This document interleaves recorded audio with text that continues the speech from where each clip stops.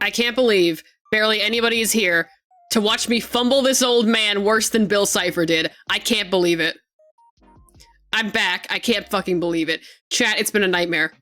But I'm here. To the one fucking person who's here. According to Mix It Up. Jesus fucking Christ. I guess I'll see if anyone else shows up. You know how I advertised that I would be drinking some soju during this stream? That I had a whole bottle to drink? Correction! I have half a bottle of soju. Half! I think my mother liked it a little bit too much and has been getting into it. Yeah, I'll wait another minute. I'm fucking mad. What more do people want from me? What more do I gotta do to get people to show up? It's old men! What, are y'all too good for old men? Where the fuck is... Oh, Gravity Falls has taken over my life. If y'all are still here, hi Ed and hi Ruby. I'm going insane. I'm going insane.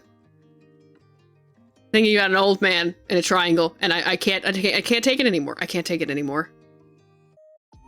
I'm gonna lose it. I'm gonna fucking lose it.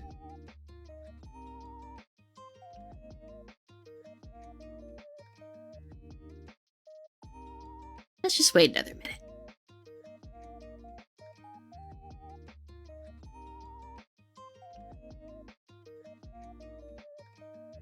Silence. Absolute silence.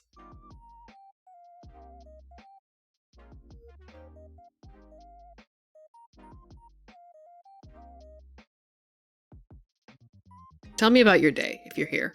Tell me about your day. I want to hear about it.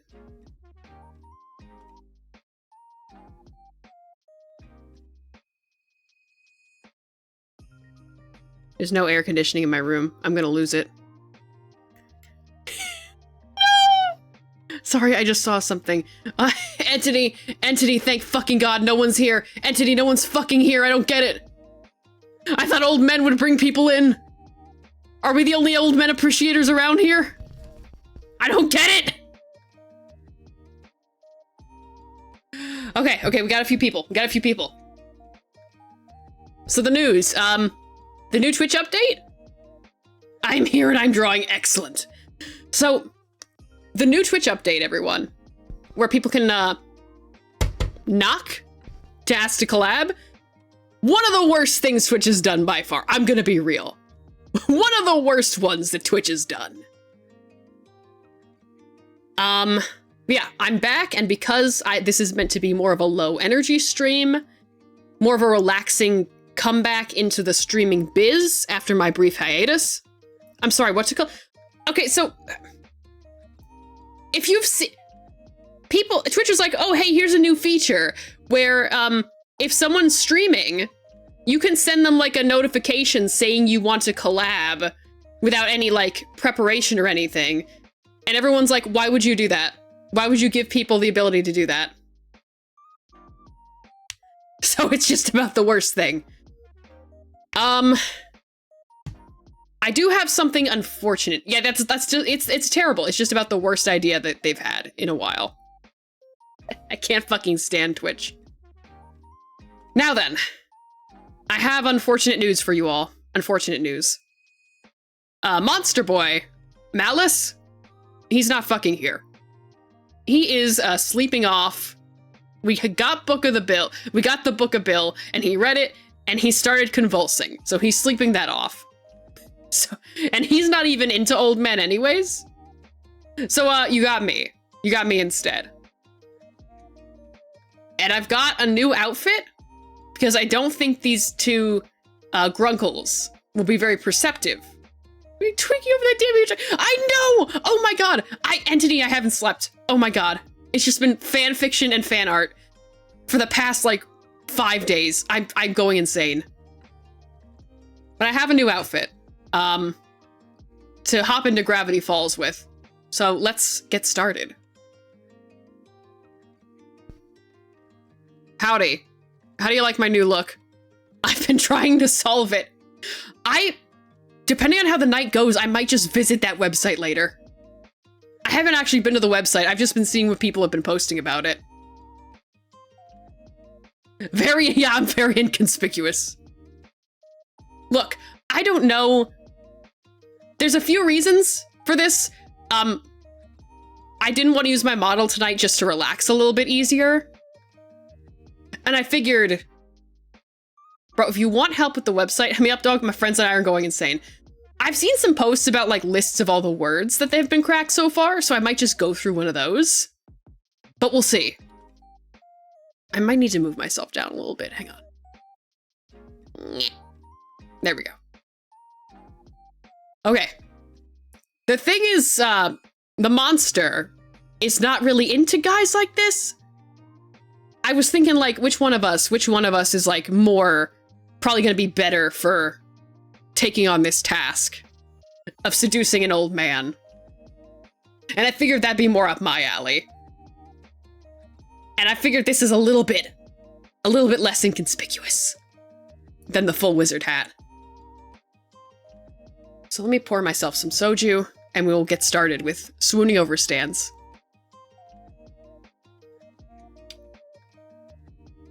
I know, man, 4's a little freaky considering what he did with a triangle.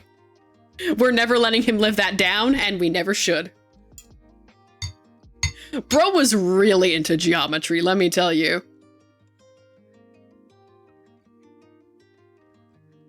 He wanted to measure all of those curves and angles.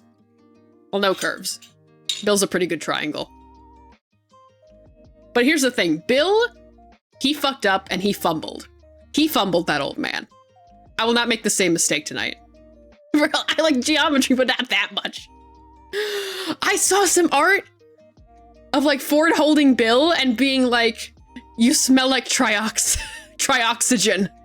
And he was super flustered by that. Oh my god. I'm going insane, Entity. I can't fucking take it. The old men have ruined my life. And now I'm gonna ruin theirs in turn. Ah! Oh, I forgot I hate alcohol. I'll warm up to it. Let's turn off this music. And let's get started. Oh my god. No one's here except for you, Entity. I don't fucking get it, dude. I'm so obsessed. I'm so obsessed. I'm so completely obsessed. I'm gonna lose it.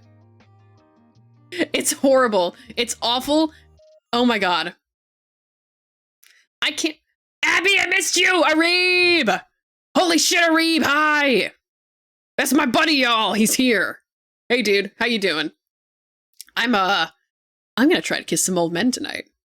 They're old enough to be my grandpa. Exactly. It's like, what am I doing? Right? But I can't stop thinking about it. See, he had a situationship. He had an abusive, toxic situationship with a triangle. With a two-dimensional shape. I'm gonna lose it. And a part of them still loves each other. I just know it. And it's making me go insane. Oh my god. I'm gonna sneeze. It's getting to me. I can't take this. I need to play the video game. We're playing Swooning Over Stands, which is a... Oh my god, David! David, hi! David, you're just in time.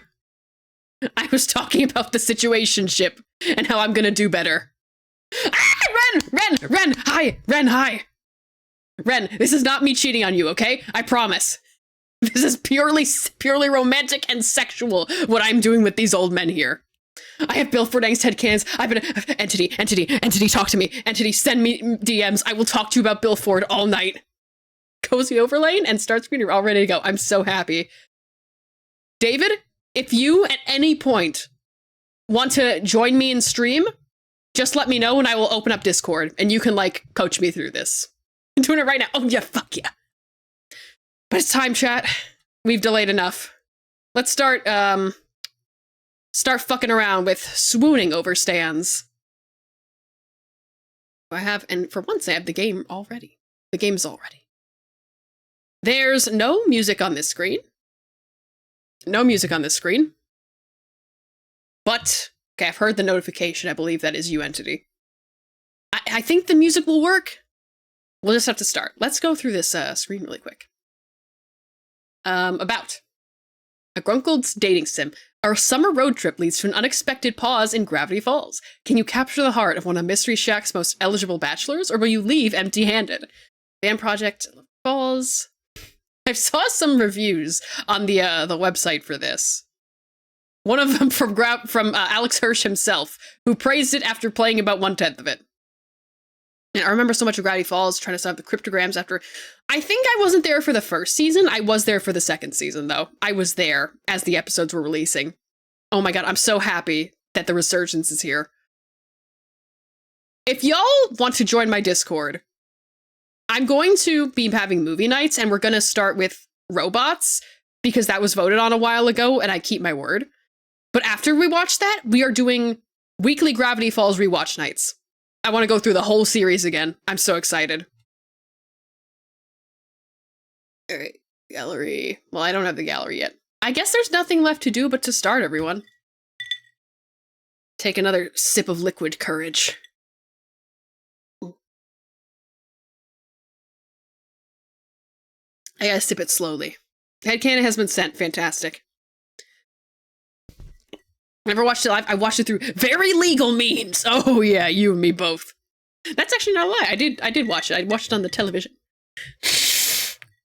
Anthony, have you heard of a fan fiction, an older Bilford one called Knowing Me, Knowing You? I think it was called. Because I'm only like a bit more than halfway through it, and I can't take it. I have to start the game. I will never start if I keep talking about this. Oh, here we go. Here we go. Gravity Falls. Ah, good old road trips. Full of promise and ripe with potential for adventure, soul-searching, and incredible scenery. I haven't sent it me. Okay, I will send it to you. By the way, is the audio good, chat? Is the audio good? Is the volume good? Can you hear me? Can you hear the video game? Do I need to turn anything down? Sounds great? Okay. Sounds good. Hi, Lemon! Or at least, that's what you thought before the novelty wore thin. As of now, your legs are cramping up, you've exhausted your travel playlist 2 times over, and your stomach is begging for something to eat. On top of that, you're pretty sure you're lost. Driving through Oregon paints a picture of trees, and more trees, especially on the endless winding roads that you're taking up north. All that breaks the pattern is a sign that zips past, with words that you're just able to make out. Gravity Falls. The road continues on, giant redwoods looming on both sides. Oh my god, my throat was fucked after I played this because I kept yelling being loud. Is it that good? I'm so excited. You find yourself anticipating something, because as you drive on, you can feel it. Something strange is bound to happen here. Hello, that's a hell of a title, by the way. Lemon, I'm so excited. I'm so excited to seduce one of these old men. I usually don't go for old men. We'll see. Something weird. And that's when it happens. Your car picks up speed. Hi, Isaac! The change came out of nowhere, and you quickly put your foot on the brakes, but horrifyingly, the car seems to be driving on its own willpower. It's called Funkle the Grunkle. I'm about to funkle their minds. Trying to stay calm despite panic welling in your chest, you pull the emergency brake, only to find that the car resists and keeps moving forward, like something is pulling it. The car begins to rattle, the wheels screech against the country road, and you're screaming until... How did things go or whatever? So far, nothing has happened. With class, it's done. I have a week of freedom. Oh, fuck. Oh, the Mystery Shack, my beloved. There's smoke. Why is there smoke? You cough, fumble for the door, and manage to undo the lock just before the door is wrenched outward from your grasp. Something lands on your shoulder. A hand. Oh my god, it's him! It's his symbol, chat! I can't believe it! Oh, I have to do these guys' voices. Okay. Are you alright? It's him! The man! A man stands at your open car door. His hand on your shoulder leaves to tilt your head up, and he pulls a flashlight from his coat, shining it in your eyes. 2 blinks, and he lets your chin go. And handsy already, mister. I love this person's art style so much with the gallery. I know it's so good. His eyes dart over the rest of you, looking for injuries. Still stunned, all you do is watch. Has his hair grown out a little bit in this game? I think it's grown out a little bit. Oh, yes. Exactly. I remember random hiatuses the Weird Mageddon episodes took. It has been so long. Oh, fuck. Ford, I'm sorry. I forgot. Ford, I'm sorry. Hang on. What's your name? Also, I have guides so you can fill the gallery. Okay. I will do one stream of this and then I'll see if I want to do more. Type in your name. Chat, what's our name? Should I just do Mal? Or Malevolent? Would the full name sound too conspicuous? Mal. We'll just go with Mal. Mal works. Yeah. He'll never suspect anything, chat. He'll never suspect I'm a wizard. The grunkle fucker. I'm about to be. I do remember a video saying Alex Hirsch said he wanted to do 2 seasons and a movie. I would love to see a Gravity Falls movie. I don't think another season is reasonable, but I think a movie would be excellent. All right, that's my name. And your pronouns? Look at this woke uncle. I love him. He, him, please. Mal. I'm Stanford Pines. Ford for short. I would shake your hand, but you look shaken up enough as it is. I think Weird Mageddon was the movie. I guess. You seem fine, as far as I can tell, but you shouldn't head back out there anytime soon. Where on earth were you driving in such a hurry? Hey Mal, didn't you have potions in the trunk of that car? Shh, David! They're fine! They're in a magical chest! He doesn't have to know about those! You open your mouth to explain when a voice calls. Also, reminder, David, if you would like to join me at any point, or if you'd just like to chill and chat, please let me know. Because I can open up Discord at any point if you're bored tonight. You open your mouth to explain when a voice calls from inside the house. Yeah, Ford has definitely grown his hair out a bit. What do the potions do? You don't need to know, Lemon. Believe you me. Oh god, can I do Stan's voice? Oh my god. Oh, this is gonna be so fucking embarrassing. Poindexter! This better not be another one of your experiments again. I've had this place rebuilt too many times to... The owner of the voice walks out of the house and stops slack-jawed at the sight of your car and the side of, you're guessing, his house. You must have hit your head earlier, because you could swear you're seeing double. Chat, there's 2 of them. I can't fucking believe it. They're both here. He's gotta put Pal to bed somehow. Yeah. This only the strongest potions for my boy. 4 Fords. Oh no, 4 of them. Slash ref. Sweet Moses Ford, you've done it this time. What? This had nothing to do with me. I was testing my magnet gun. Oh, it's your fault then. I see. I see how it is, you fucking nerd.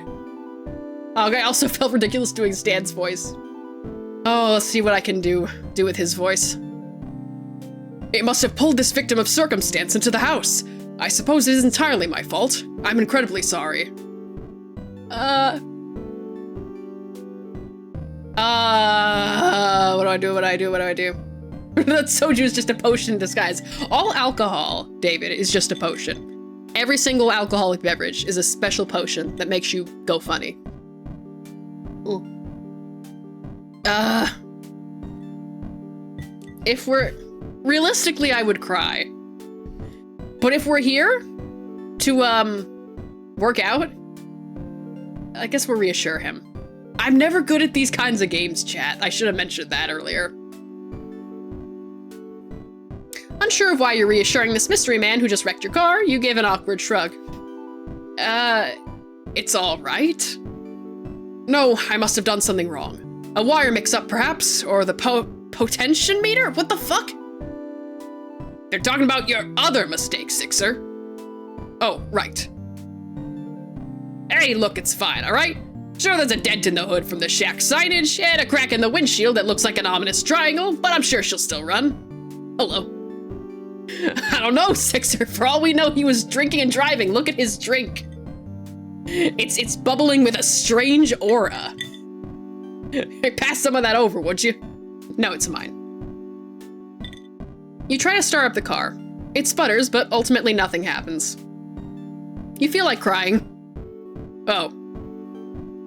Well, let's call a tow truck for this unfortunate soul here and forget. I'll take care of it. You're right, it is cheaper to tow it yourself. Sixer, get that magnet gun out again. No, Stanley, I'm going to fix this. What? Ha! You fix this mess?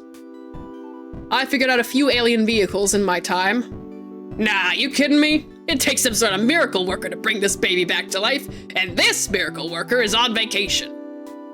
Stanley, a moment. Oh, they're sliding. There they go. They're on Heelys. Ford and Stanley turn away, and you're left to your thoughts. Who could anticipate a car accident like this in the middle of a road trip? A POT, for short, basically a dial that can control voltage. Okay, I'm too stupid for that. You can take care of the car, but how are you going to get home? They run buses out here, right? So you take a bus out of here, and then... Hello? Why are you nervous? Ford clears his throat, shifting a little awkwardly in place. Seems like they finished their talk. So, there are a few options. My brother Stanley here could drive you out to town and find you a place to stay for the night, or you could stay the night here. We have some maps and information you can look at in the gift shop, and in the morning we can help you with your car. What do you say? Just as you're about to answer, another, high-pitched voice comes from inside the house. Oh god, I have to do everyone's voice. I haven't watched the show. Oh my god, hang on, it's been a while. Chat, I am second-guessing myself so much. Do you think that the cha-cha slide or a virtual insanity? I think nothing. Mabel sounds like Louise. No, same voice. You know, I haven't watched Bob's Burger either, Isaac. I have watched Gravity Falls, it's just been a while. Okay, here's the thing. I can picture the voice in my head, but I don't know what it's gonna sound like coming out of my mouth.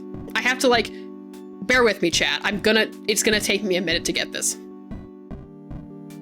Grunkle Stan, picture this. A whole week of... Oh my gosh! Mabel! The girl that runs out of the house comes to a halt at the sight of your car. Oh, great. Grunkle Ford? Why is it that everyone automatically thinks I'm at fault? Because you are, you son of a bitch!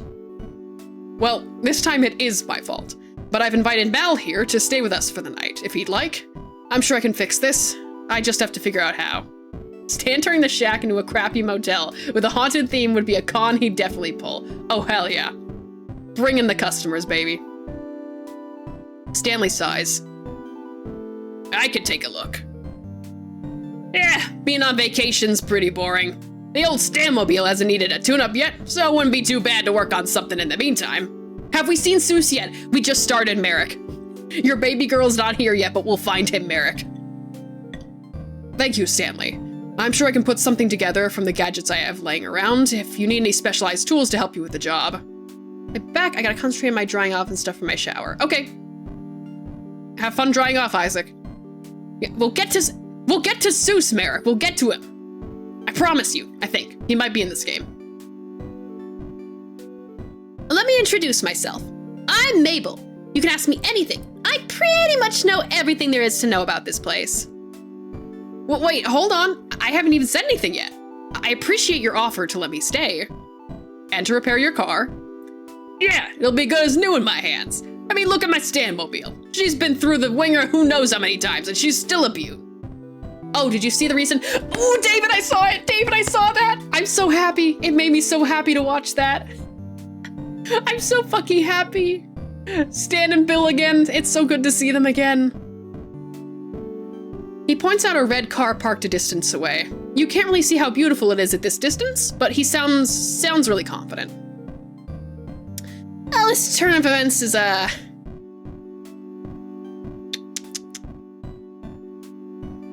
it's a little fortuitous. I'm trying to... Chat, I keep remembering, I have to be nice. Because I want to... the end goal is to date one of them. So we'll say it's fortuitous. Free repairs? Free lodging? There's no better deal to be found, and if things don't work out, the town probably has some sort of auto repair shop you can head to instead. Bill knew better than to intervene before Stan got his hands drawn. He was smart. And my favorite part is like, trapped inside a dollar bill. I'm okay with this.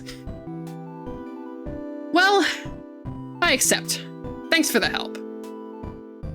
And my apologies again. What an embarrassment. I must have made such an elementary mistake. Oh, it's good to be back inside the house, chat. Gravity Falls, I missed you. Forgot about these fucking heads up in the left. As the pines lead you inside the house, Mabel leaves her number in your phone for you to call whenever, and you find out that Ford's twin goes by Stan. This part's the house, but just outside that door's the Mystery Shack. Hey, you ever been to the Mystery Shack before? I wanted to, actually. I saw a bumper sticker while I was on the road and hang on. Him and Scrooge McDuck either get along or great or hate each other. I think both, on a timeline. It depends on how the circumstances are. You're interrupted by a loud, triumphant, "Ha! Those bumper stickers were a good investment.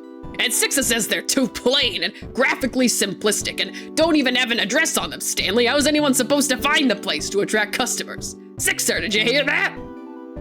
Well, they are graphically simplistic. I don't know how he found the place, let alone thought, what is the Mystery Shack was compelling. I kinda liked it. See? He kinda liked it. Hey, I like you, Mal. I ought to give you a door sometime tomorrow. Regular price. Tomorrow? I'll have to squeeze all my get-to-know-you questions in today. Mal, tell me, capybara, yes or no? At that moment, a boy passes in the hallway in the far doorway, and Ford calls out to him.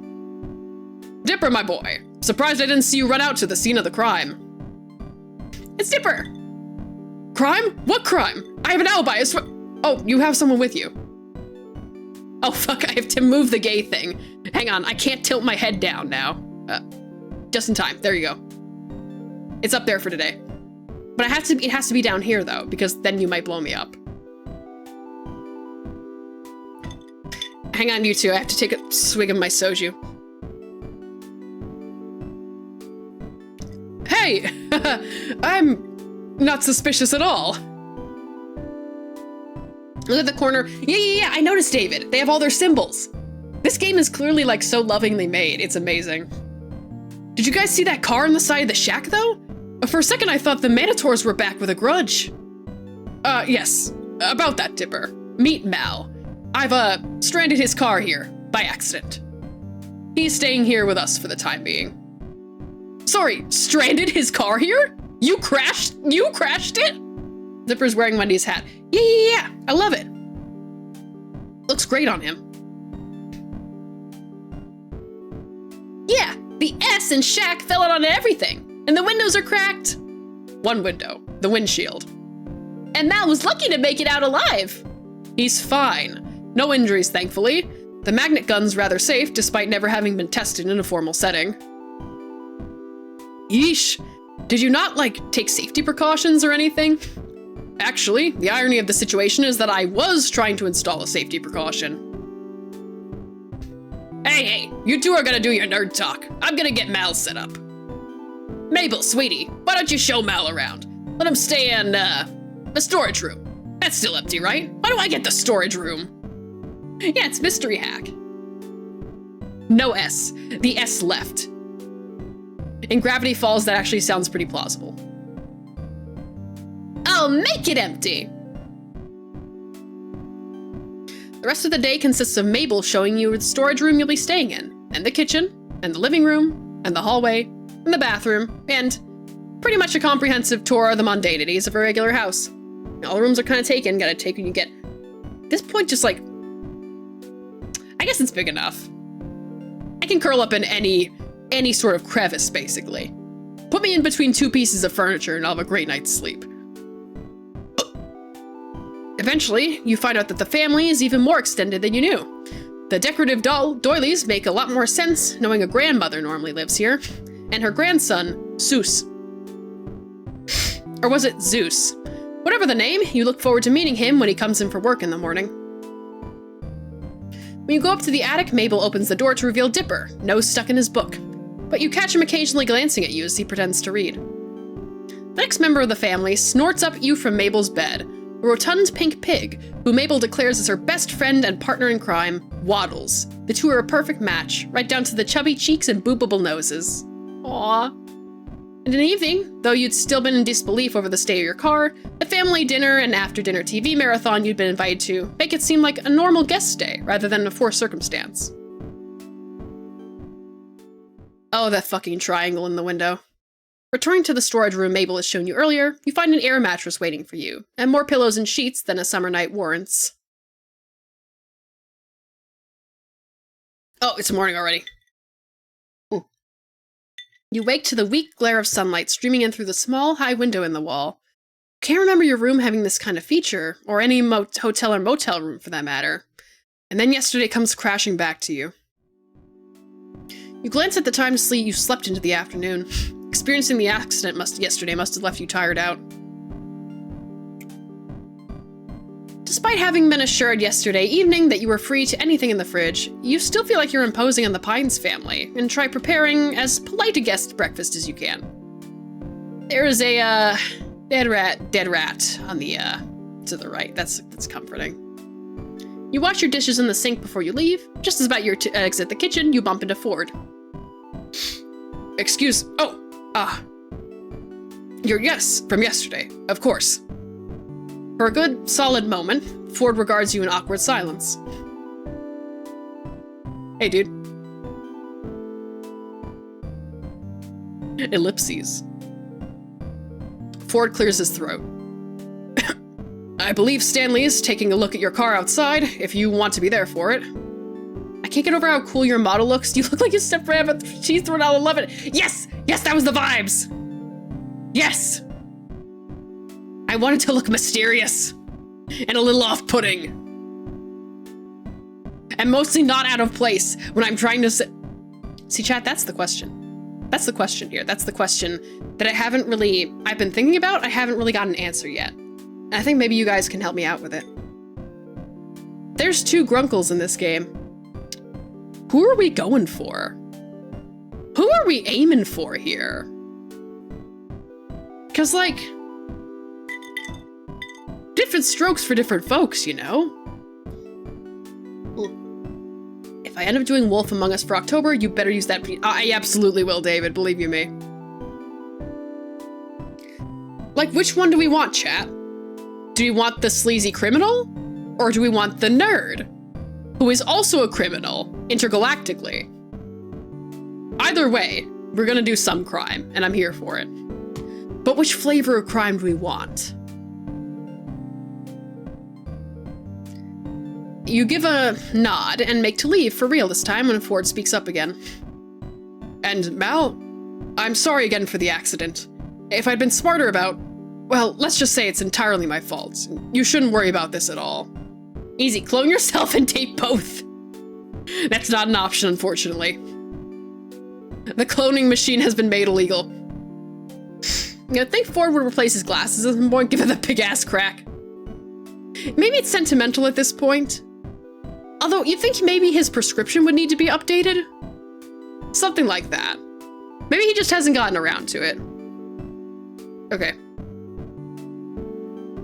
When it comes down to it, Stanley does have a knack for cars. I predict you'll be back on the road in a matter of weeks. Weeks. You can't keep the dismay off your face, and can't really bring yourself to try to either. What am I gonna do with weeks? Ford, who'd gone kind of uncomfortable and closed off when your face fell, recovers at the prospect of a question he can answer. Hang on. Oh god. Allergies. Sorry, dude. Well, there's the town to tour, of course. And the Mystery Shack. But if you ask me, all that pales in comparison to... Hold on. Do you hear that? Ford turns to the kitchen doorway to investigate. Sounds like... Sound comes again. This time you hear it as well. The squeal of a pig, followed by a pair of quick footsteps running down the stairs. Waddles tumbles past the open kitchen doorway and Mabel comes into view and soon after, a few sheets of paper clutched in her hand. You know, probably not the best for him to visit any doctor. It's easy to explain a lack of medical history. History for 60... Yeah, he's been off the grid for quite a while, huh? Both of these twins, actually, have a lot of explaining to do to the authorities. Ford steps quickly out of the kitchen and you follow to the doorway, getting there just in time to see the apparent tug of war between Mabel and her pig over a saliva-covered sheet of paper. The paper rips, and after nearly toppling backwards from her efforts, Mabel recovers, snatching the scrap of ripped paper from Waddle's jaws and lifting both pieces up victoriously. What is my nose doing right now? Oh my god. Haha! Mabel wins again! Now I just gotta find Grunkle Ford! Ford, who'd run forward and held out a hand to steady this energetic child when she'd been in danger of toppling over, now finds a number of crumpled sheets of paper shoved into his hands. Mabel tugs urgently at his coat. Grunkle Ford, you got to help me! Ford kneels down to face Mabel with a serious, though concerned, look. Slow down, Mabel. What's the matter? Dipper found a stack of pages from your old journals, and I walked in and Waddles ran up and started eating one, and he must have been chewing on it to warn me, Grunkle Ford, because look! Remember when Mark and Ethan did that nasal teapot thing? You might need that. I do not know what you're talking about. In this story timeline, this happens after Grunkle Ford returns from the portal. Well, he and Stan were away at sea for a bit.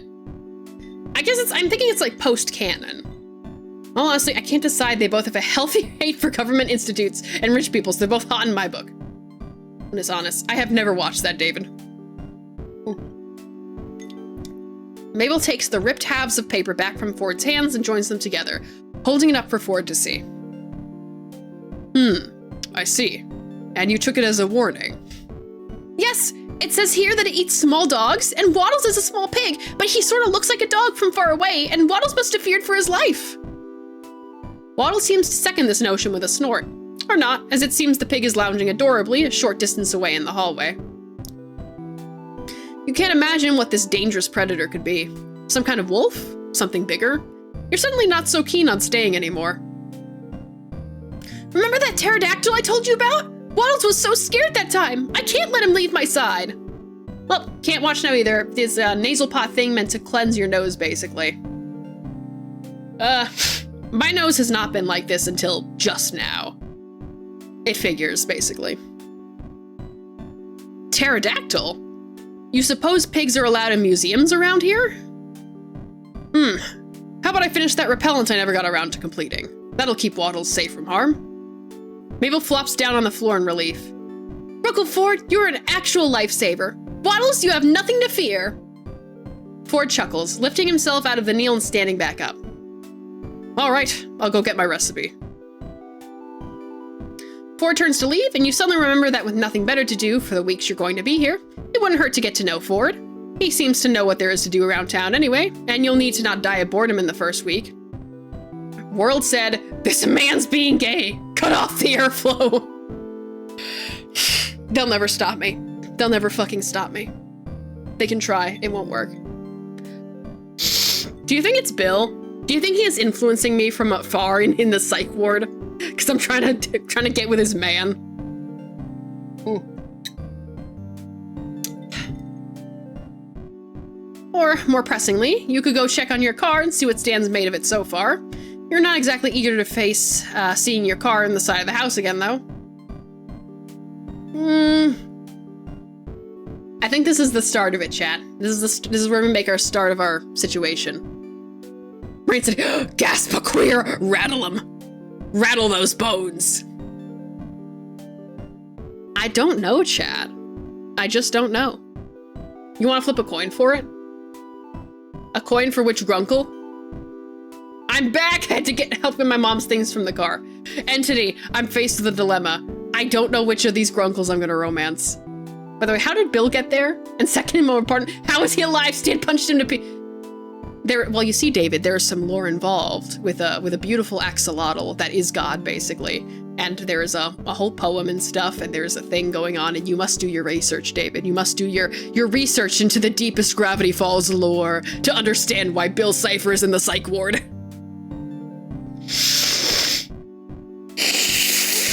Oh god. Stan's more spicy root, Ford is more true. Oh, go ahead. Oh god, I just don't know. Oh, let's flip a coin. Let's flip a coin. Let's flip a coin. Love gods. Yeah, axolotls, baby. Love them. Can't get enough of them. I don't have time for research. I barely have time to relax at home. You can relax by researching.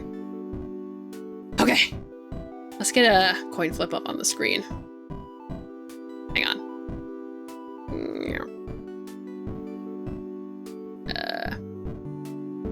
Okay. Relax these nuts. David, I'm gonna punt you into the sun! You snooze fest of a dragon!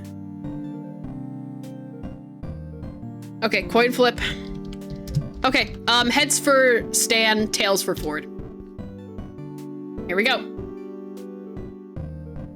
All right, we're going forward.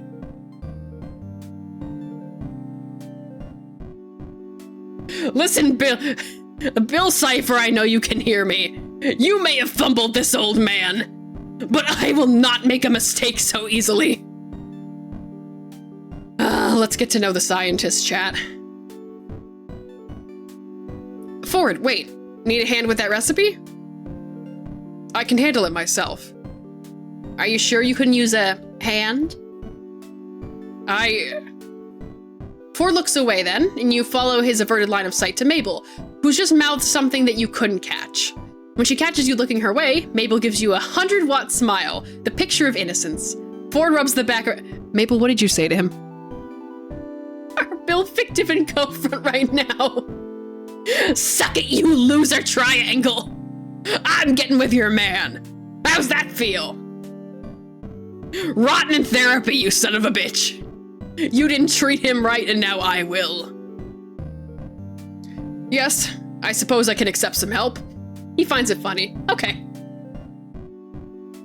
And with that, assured that Ford is on the task, you spot Mabel rolling away with Waddles into the living room. Before we get started, I suppose I should give you an introduction. Mal, tell me, do you believe in the supernatural? Babe, you're looking at the supernatural. Well, you're about to come face to face with the unexplainable yourself. You see, Gravity Falls is in some quiet, unassuming backwater town. Much more lurks below its surface. Ford pockets the crumpled journal papers and gestures for you to join him as he walks. You do, and follow him through the living room and into the gift shop. Yeah, only 3 sides! 2 don't have a nerd triangle! Get fucked, you stupid bitch. Oh my god, go cry in another Taco Bell, why don't you? I'm gonna treat this man right. For example, you must have heard Mabel mention a pterodactyl. Most would say none exist in the living world today, but I say, not if you know where to look. Stream VC in your server? Okay. Not Taco Bell. Chat, David is gonna join me on this journey. David is gonna join me on this journey, chat. Alright, let's let him in. Let's open Discord. I need some assistance with this. David is actually dating someone. He's actually dating someone. So he will know what to do better than I will. Because unfortunately, Bill is not the only one who has fumbled the hottest person in existence. Hang on, friends. Pending. Wait, it's not showing it. Hang on. The game will come back in a second. Accept friend request. You have Bill Cipher as your profile picture entity? Oh my god. It's over for us. It's fucking Jover. It's Jover. Okay, David, I am going to join the, Fractured Fairy Tales? Okay, yeah, you're in there. Okay. Hello. You're here. Also, I don't know jack shit about dating. I just got lucky with Dolly. Well, you got more luck than I do, so I will be relying on your luck. Also, I might be a sleeping dragon, but you're fucking having a conniption over 2 grunkles. I have to. I gotta expand my horizons. This is not my usual sort of target. Also, funny you're doing Gravity Falls today. While I was outside grabbing carts at work, I spotted a car that had Bill Cipher on the side of it. Oh my god, I need a Bill Cipher decal. I need to help expand his stupid power. I mean, Etsy. Etsy's filled with AI shit these days, though. Let me... Well, if you look hard enough. Let me share the grunkle screen so you can see what's happening. Right. Once you lose your shit in real time? Yeah, I don't know how much I'm gonna lose my shit, because like I said, these are not my usual kinds of men that I'm into, but we'll see. Also, Entity, I love that you drew him. I love that. Fantastic drawing. Also, I think if I do end up doing it with Among Us, you'll be fawning over some characters in that game, probably. Okay, this is not a game I've ever heard of, so I'll have to see. But you know Telltale, right? Yes. One of their games. It's a prequel to the comic book series called Fables, I believe. And essentially, it's a bunch of like old grim fairy tales living in New York and trying to disguise themselves. That's really cool, actually. Okay, back to the video game. Oh, thank you for... When people redeem drink water, I have to drink actual water instead of soju. Yeah, drink fucking hydrate, you thirsty bitch. Look, if Snatcher's not here, I need something, okay? Let me stretch. Ugh. I don't want to like think about what that means by you drinking Snatcher. No, I mean like with the video game. I'm not gonna put, I'm in terms of dating, I'm not gonna put Snatcher into a wine glass and sip him delicately. No, I expect you to do. You lift him up and you wring him out like a towel. That's just foreplay for us, baby. Okay. Alright, back to it. For example, you must have heard me. Oh, I read that already. You know what I think Stan would do to mess with Ford? What? And probably Dipper too. Just very intentionally keep saying pterodactyl. Yes! It's like, no, grunkle Stan. No, it's pronounced pterodactyl. Yeah, right, pterodactyl. Oh my god. Ford reaches under the cashier counter and retrieves a packet of vintage-looking gum, inspecting it for a moment before slipping it in his pocket. He looks around in thought. Hold on to my explanation for the moment. I need to retrieve some more supplies. Ford ushers you out the gift shop entrance so that you find yourself on the outside of the shack, then shuts the door behind you. Okay. Abby? Yes? Yes, David?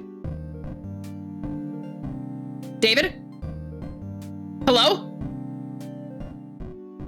David? Did Discord crash? It might have crashed. Just a second, chat. Hello? David! Oh god, he's here, chat.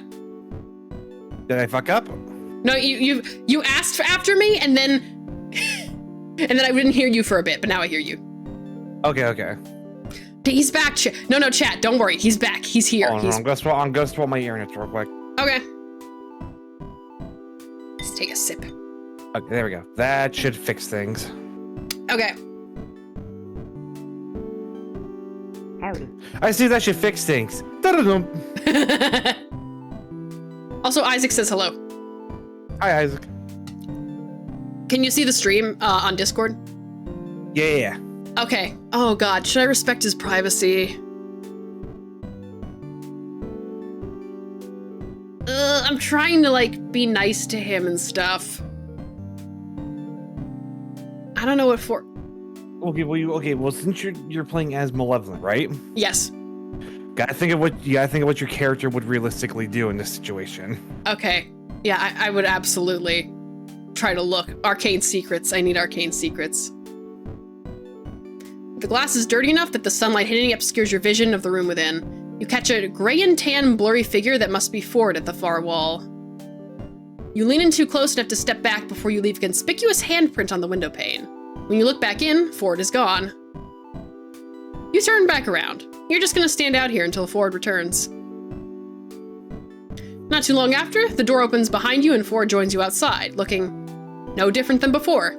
He must have stored whatever supplies he went to retrieve in his coat, but the trench coat falls too naturally on his figure for him to be hiding much. Where were we? Ah, yes. Ford pulls out a pen and pad of paper from his coat, walking as he writes. Just as you're about to head out, he stops and smacks his hand to his face. Oh shoot, 1 second. Everyone in this game is wearing Heelys. That's the explanation for how them slide away. Ford hurries back to the house, realizing he forgot one important component to his adventure. Butterfly net. I think we're gonna be catching- Are they using the Heelys to escape their feelies? Yes, but they can't escape me forever. They're using no clip! I think we're gonna be hunting fairies with that butterfly net. Fairy godparents? Exactly! That's what I was thinking! Before you get a chance to ask, he strides out ahead of you, obviously no mind to tell you what it's quite for yet.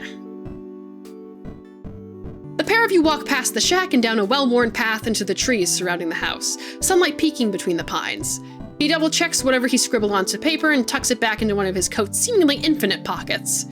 Considering he's been in other dimensions, I wouldn't be surprised if it does have infinite pockets. Are we hunting wabbits? Hold on. Yes. So I joined like 2 Luigi's Mansion themed Discord, and I have a bunch of new sounds to play with. Oh, great. Oh my god. He stops and turns to face you with a definitive nod. Exactly. My recipe for repellent called for a sprig of lavender, 2 thin slices of ginseng, a drop of bat blood, a chunk of amber, and 3.5 milliliters of ink. He pauses, staring down at the path in thought. Obviously, I already have all those components on hand, all except for one last ingredient. A single moth's wing. From Mothman him- it's- excuse me? You can't help it. Did you? Man. What, hello? I'm here, I was just swallowing your nuts again. Okay. You can't help it. You gasp. Ford glances at you, and you think you see a hint of a smile before he turns back to the path and continues along, wind ruffling through his hair. Oh. So how long after Weirdmageddon is this? I have no idea, honestly. I'm gonna, until proven otherwise, I'm gonna assume maybe the next summer. I feel like that's a good timeline. Yeah. This isn't related to the game, but it Also- is... Oh, yep. Oh, God. I was just reading chat. This isn't related to the game, it is Gravity Falls related. You gotta respect the dedication of people turning Bill into a one-slur design, causing a butterfly effect. Basically, hang on. 3.5 mils, if that is printer ink, he's rich. Oh yeah, he's got that grant. He's got that fucking research money. You know he does. That's another reason to choose Ford. We're just thinking too, he's probably smart enough not to use HP. Yeah, that too. HP are fucking bastards when it comes to how you use their printers. Basically. Like, I bought the thing, let me use it how I want it. It's mine! It's mine, you son of a bitch! They're also Zionists. Oh yeah, I remember that too. That I did not know. Okay. I just got a Canon printer because they'll take whatever ink I fucking give it. Basically, yeah. But also, yeah, fuck HP. Speaking of the Bill designs, I've been on Tumblr and people have been like, oh, we're gonna make a human design for Bill again, but there has been so much diversity, David. Like, people are having a lot of more fun with it than they used to have. Isn't, like, Alex Hirsch's, like, hand design for Bill ugly as fuck on He's purpose? the ugliest little man I've ever seen, and I love it. But people are like, you know what, let me take a crack at it. And, like, there's been so much more than Twinks now, and I'm so happy about it, and I definitely didn't design my own version of him. I definitely You're at the didn't. show that now, you know that, right? You can't mention it about showing it, you motherfucker. Chat. I love all the different designs for Bill. Chat, I will show it to you. I will show it to you. Pay me $3 to show you my Bill design. For the 3 sides. I literally only have a few cents to my name, otherwise I'd do it. I mean, if you guys know what my Tumblr account is, you can just go look for him.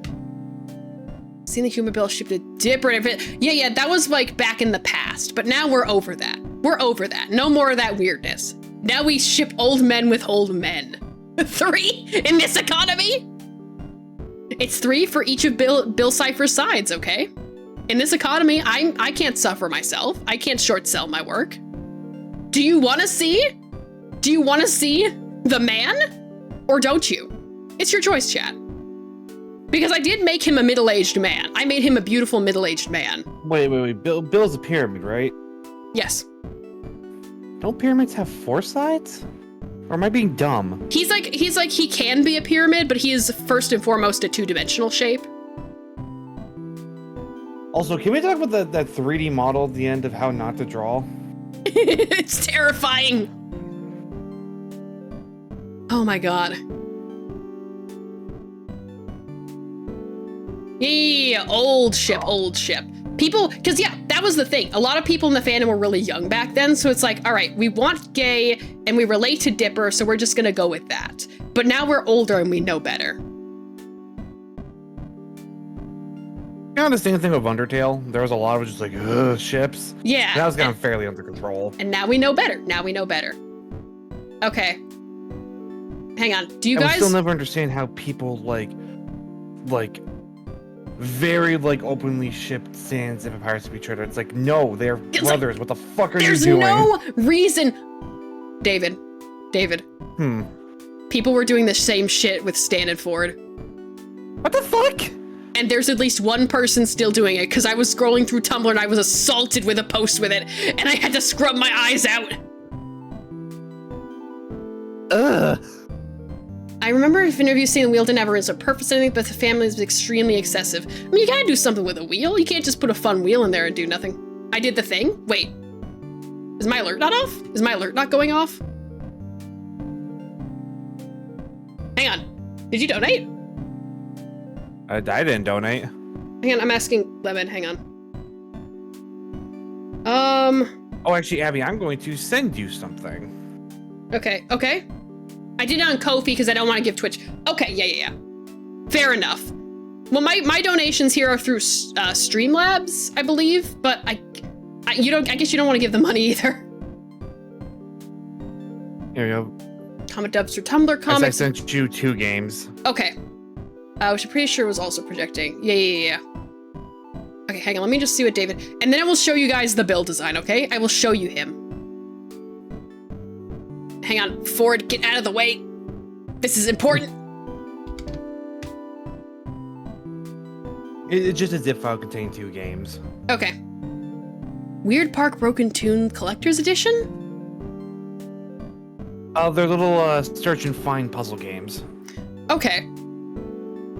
Hang on. But yeah, Lemon, thank you so much for the $3. And now you get to see... now you get to see... I guess... The problem is it's sort of the halfway age between DILF and GILF. What'd you say about Ko-fi? Someone sent me the $3 through Ko-fi, so now we get to see my build design. Yeah, I've seen a lot of people like that talk about taking Stan for at the same time. It's like, no, they're brother. Yeah, like you cannot date both at the same time. Brother. They are brothers. They are brothers. That's not gonna work out. One at a time. For now, I'm thinking of ships from like Undertale. I think my favorite one, and even to this day, is Papyrus and Metaton. That's so much fun. Because like I love the idea of Papyrus as an Arrow Ace icon, but I also think those two are so goofy together. Well, it's like they're both kind of narcissistic. Exactly, but in different ways so they can kind of balance it out. Where the fuck is my Tumblr blog? Okay, let me... Also seeing the goofy skeleton man get with the tall femboy is funny. I know, because like Metaton is the hottest shit in the underground. He's the coolest guy there. Everyone loves, and he's like, the idea of him swooning over the goofiest skeleton around is, I love it. It's amazing. Okay, we're on Tumblr chat. I feel like Alphas would go, really? Papyrus? And Undead would go, really? Metaton? Really? Can't think of an Undertale ship. It's not a fandom where like you need to ship. All right. Yeah. David, you have to be looking at the screen because I'm going to be showing. What I'm doing. Okay. I don't know because I like your funny words. Cheesy noir thriller man. I'm so glad the outfit is working. All right, and now for your reward. It's Turon. I love the trans femme drag queen headcanons for Metaton. Metaton is like pretty explicitly trans mask. You know who is trans femme though? Mad Mew Mew. Oh my god, I was so surprised when I came across that boss fight in the Switch version. It's a tough fucking fight. I love her though. I love her so much. All right, chat, are you ready for beautiful old man Bill that I designed? There he is. Oh, hold on, I gotta catch up for me.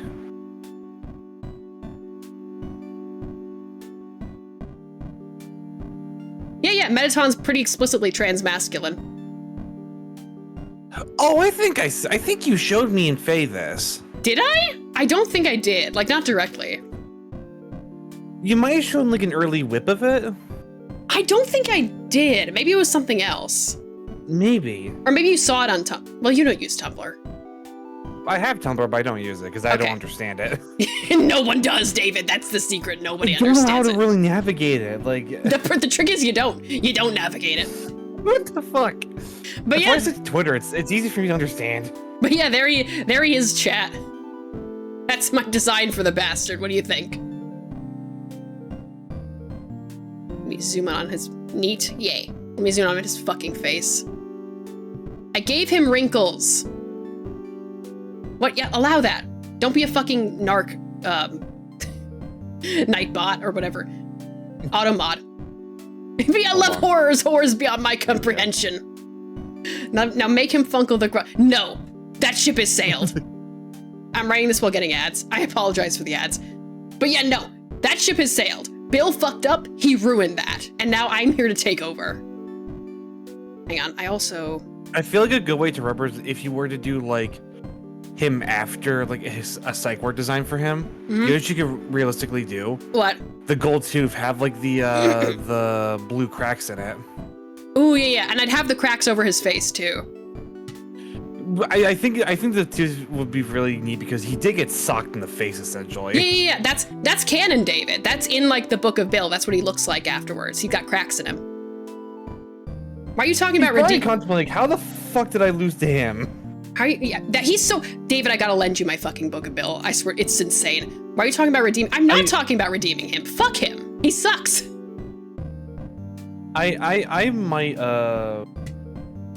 head down to because I have a Books a Million near me. I might head down there and see if they have a copy of it. Okay. Have y'all seen the Uncle Bill? I have seen the Uncle Bill AU entity. I'm glad you're on Tumblr. Okay, but I also have a couple doodles of him. So let me show you. This one.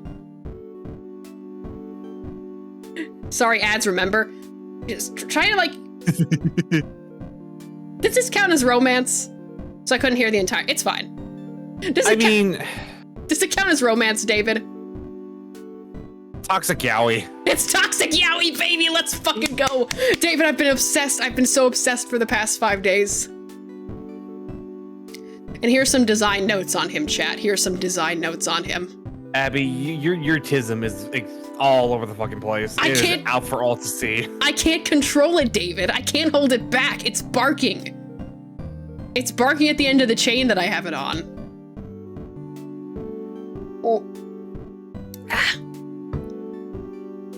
I'm glad you like him, chat, but unfortunately, no matter how beautiful he may be, regardless, he fucked up, and he was shitty, and he was abusive to Ford, and he will not be getting him back. And I will be taking care of Ford now.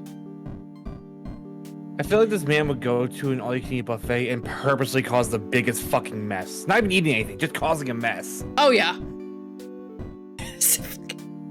You know that? Have you ever that from that Fairly Odd Parents movie where Timmy's trying to cause a distraction in the cafeteria and he just yells, "Food fight!"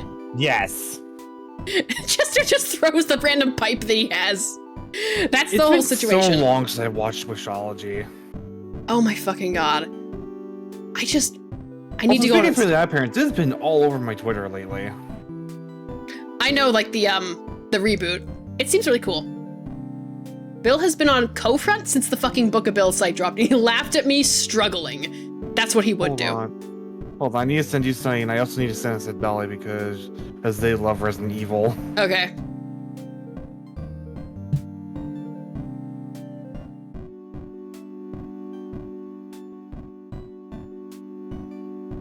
Yeah, I sent it. Okay. I have another thing of him, another doodle I did of him with this forum. Hang on. All praise Mel, the grunkle hunter. I put that on a bumper sticker and put it on my car. Hang on, chat. I did one more doodle of him in Do you know what's been a popular concept since the book dropped, David? What? The idea that for karma, for Bill, he has to, like, get slapped into a human body and then fuck around on Earth to learn about. And then maybe gets into shenanigans with the Pines family. I don't necessarily need that to be an aspect because he fucked them over big time. I feel like if you try to go back to the Pines family sandwich, just sock him in the face again. Sock him in the... Get away from my brother, you piece of shit. But I also did the doodle of what it might look like of him without that fucking suit. Just slapped down on Earth. Chat, do you want to see it? Or just in like everyday clothing? Him as a fucking mess. Check DMs? Okay, I will check DMs, but I will show you this first. I want to see this man suffer. It's what he deserves. Ooh. Okay. A stream catching up for you. He looks feral. He does! I feel like the karma / punch would be the Pines fan has to approve and be like, yeah, he's good, let him reincarnate. I don't necessarily, I think they absolutely don't have to forgive him in any sense. Because, you know, redemption is not about like, it's not about the people you've wronged necessarily getting to a point where they can forgive you or whatever.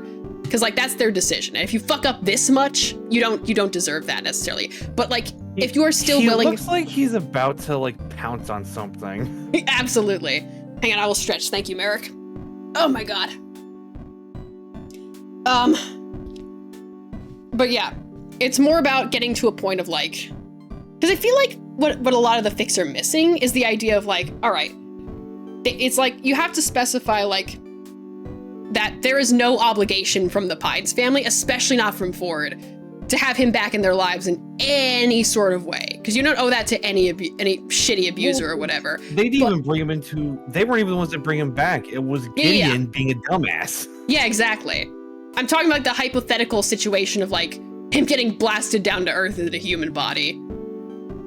But it helped to like specify like, well, they don't need to do this, but you know, they're deciding it's their choice. Ultimately, it's their choice whether or not they do this. And it's based on like how much he showed that he wants to improve or whatever. Because right now he doesn't.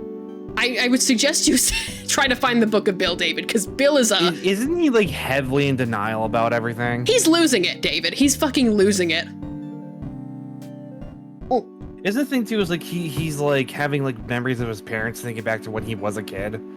He's there's so much lore being dropped. It's insane. Hang on. I'm checking my DMs, Merrick. Hang on. Good lord. Let's see what happened and let's see what's happening. Oh yeah, Abby, do you know something we could potentially do as like a collab stream together? Yes. Cult of the Lamb got a co-op update. I saw that, but I saw that it's only like couch co-op. But remember, Steam has remote play. Oh yeah, and I do have Cult of the Lamb now. Dude, Cult of the Lamb is so funny to do on PC for Twitch because of the integration. Yeah, I'm excited for that. Remember, I stated like they choose to. Yeah. I feel like a lot of fanfics need to like make it more clear that like we have no obligation to let you back into our lives, and if we do, it'll be only after you decide and make it clear that like you're trying to improve and do right by people, and even then you're not going to be able to make up for all the shit you did, and you just have to accept that. Okay. Was Gideon ever held accountable for the shit he did? He's like fucking 12 years old. He summoned a fucking demon. Listen, Gideon fucked up, but there's a chance for him. I don't know, considering how I saw he was acting even after summoning Bill, I don't think there's any hope for him. There might be. There's a chance for him. Bill, I don't know about. Yeah, and he went to jail. He did go to jail, so he'd got that. Couch co-op, this is what I call JO session with the bros, what? Okay, we have to... What else was sent to me? Chat, I promised you a grunkle dating sim, and this whole, like, the past 15 minutes has been nothing but us yapping. Okay, hang on. Merrick sent me something, and he wants me to put it in the corner of my stream, and I don't get it, but it's funny, so I will.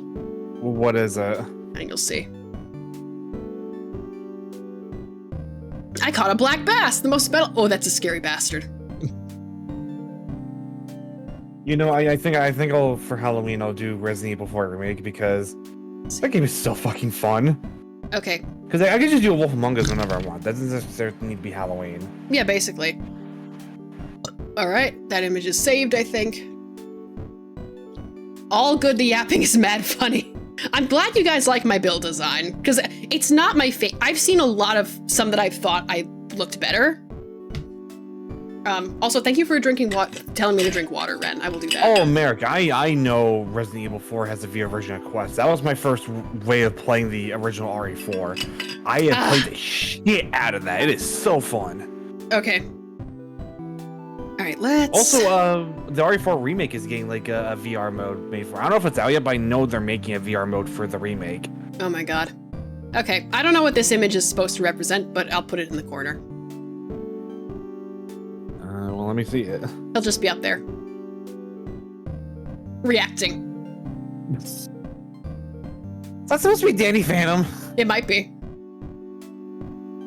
I got the Quest 2. I could play it. Oh, okay. yeah, no, if you want to get into Resident Evil, RE4 VR is so much fun.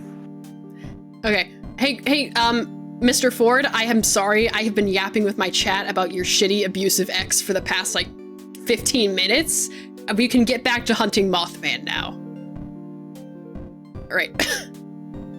You see, Mothman is the very creature on that page that Waddles seems to fear. Using a piece of itself should ward it away, or at least lead it to believe that Waddles isn't for eating.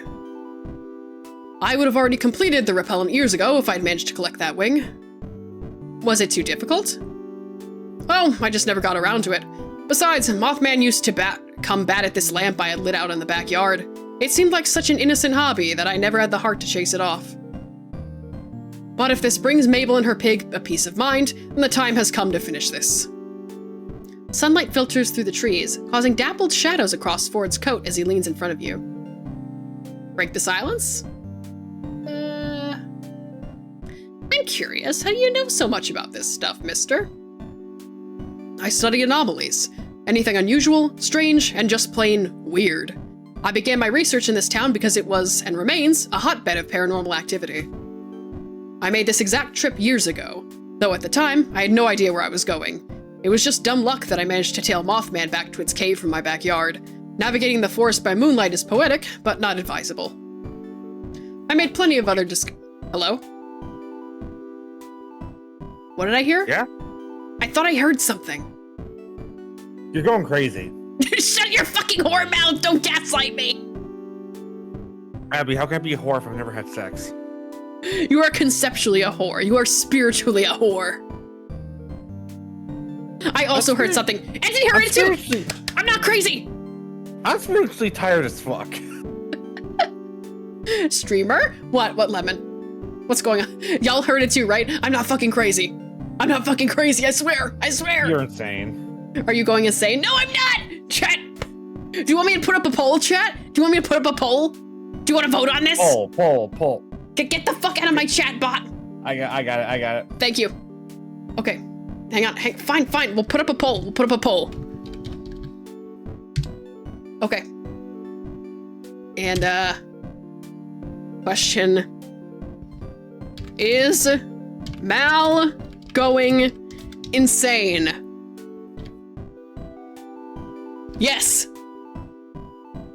No! Okay. And, you get 1 minute. Mod sick him! Mod slit his throat!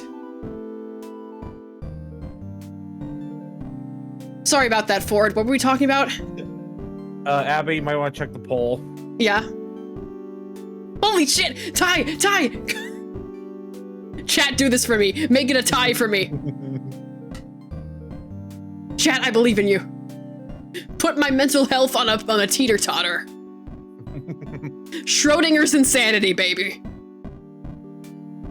I am in a quantum state of both being and not being completely off my rocker. Told you again, team, man. No. Oh my god. No one vote.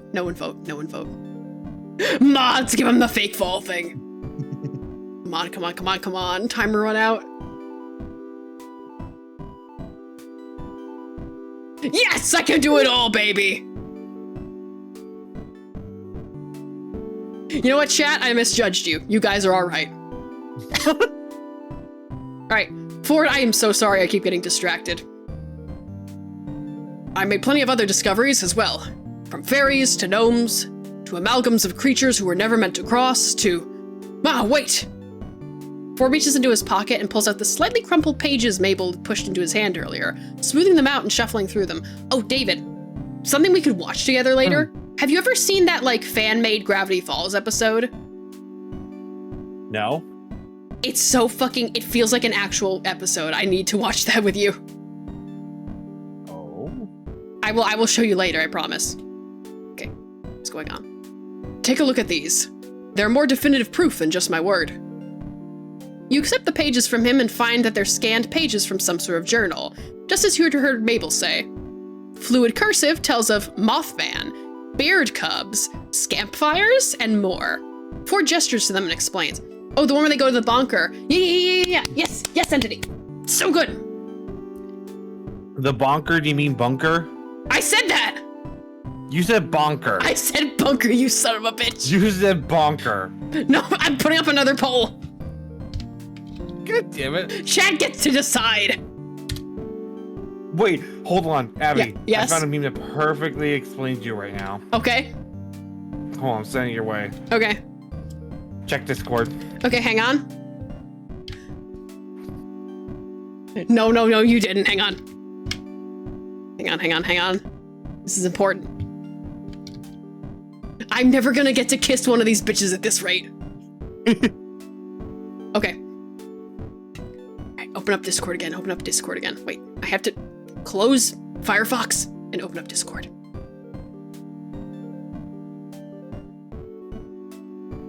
Bro, the old man Yowie, let's go. That's been my whole situation. Oh my god. Yes, chat, keep voting for bonker, because that's what he said. I didn't fucking say. Chat, you're traitors. You're traitors. Oh, do we have a Ferris? Ferris? Holy shit. Hey. Someone likes someone from Gravity Falls, so I was only half wrong. Where the fuck are you? Hang on. Ferris, you were behind David. There you are. I'm in David's walls. I'm in everyone's wall. I'm the wall goddess. Abby, there's 4 votes for bonker. Chat, you're traitors. You're fucking traitors. You're traitors. You're traitors. You're traitors. You're I traitors. thought chat was all right. You're dirty fucking traitors. I hauled a lot of you. You said bonker.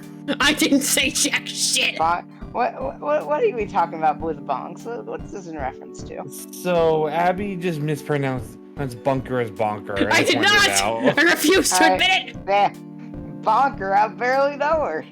Womp womp womp. Oh god. Abby also showed off his human design for Bill. I did. Yeah. Hey, also, so Abby, do you like getting drunk? You know, when you're getting drunk, do you prefer beer or weenie? That's how you pronounce it, yeah? I could just leave Discord, you know. I don't have to be here. Come on! Aren't you a weenie smeller? You know, those trained professionals. Ew! Gross! I don't have to pay attention to you two. I'm talking to Ford right now. Hey, it's okay. Hey, look, I wish you great suckies with talking to him. I guess. Also, Abby, you might want to make a save just in case. I forgot I have to save. I was like, I don't need to save, and then the game crashes. Alright, there we go. I forgot about visual novels. What now? I don't know, Lemon. I don't know. Look, maybe the real visual novel is real life, where you have to make choices and talk to people. But there's no save states. Well, that's scary. Okay, 2 very valid reasons. There's one thing that both of you have forgot, though. Yeah? What?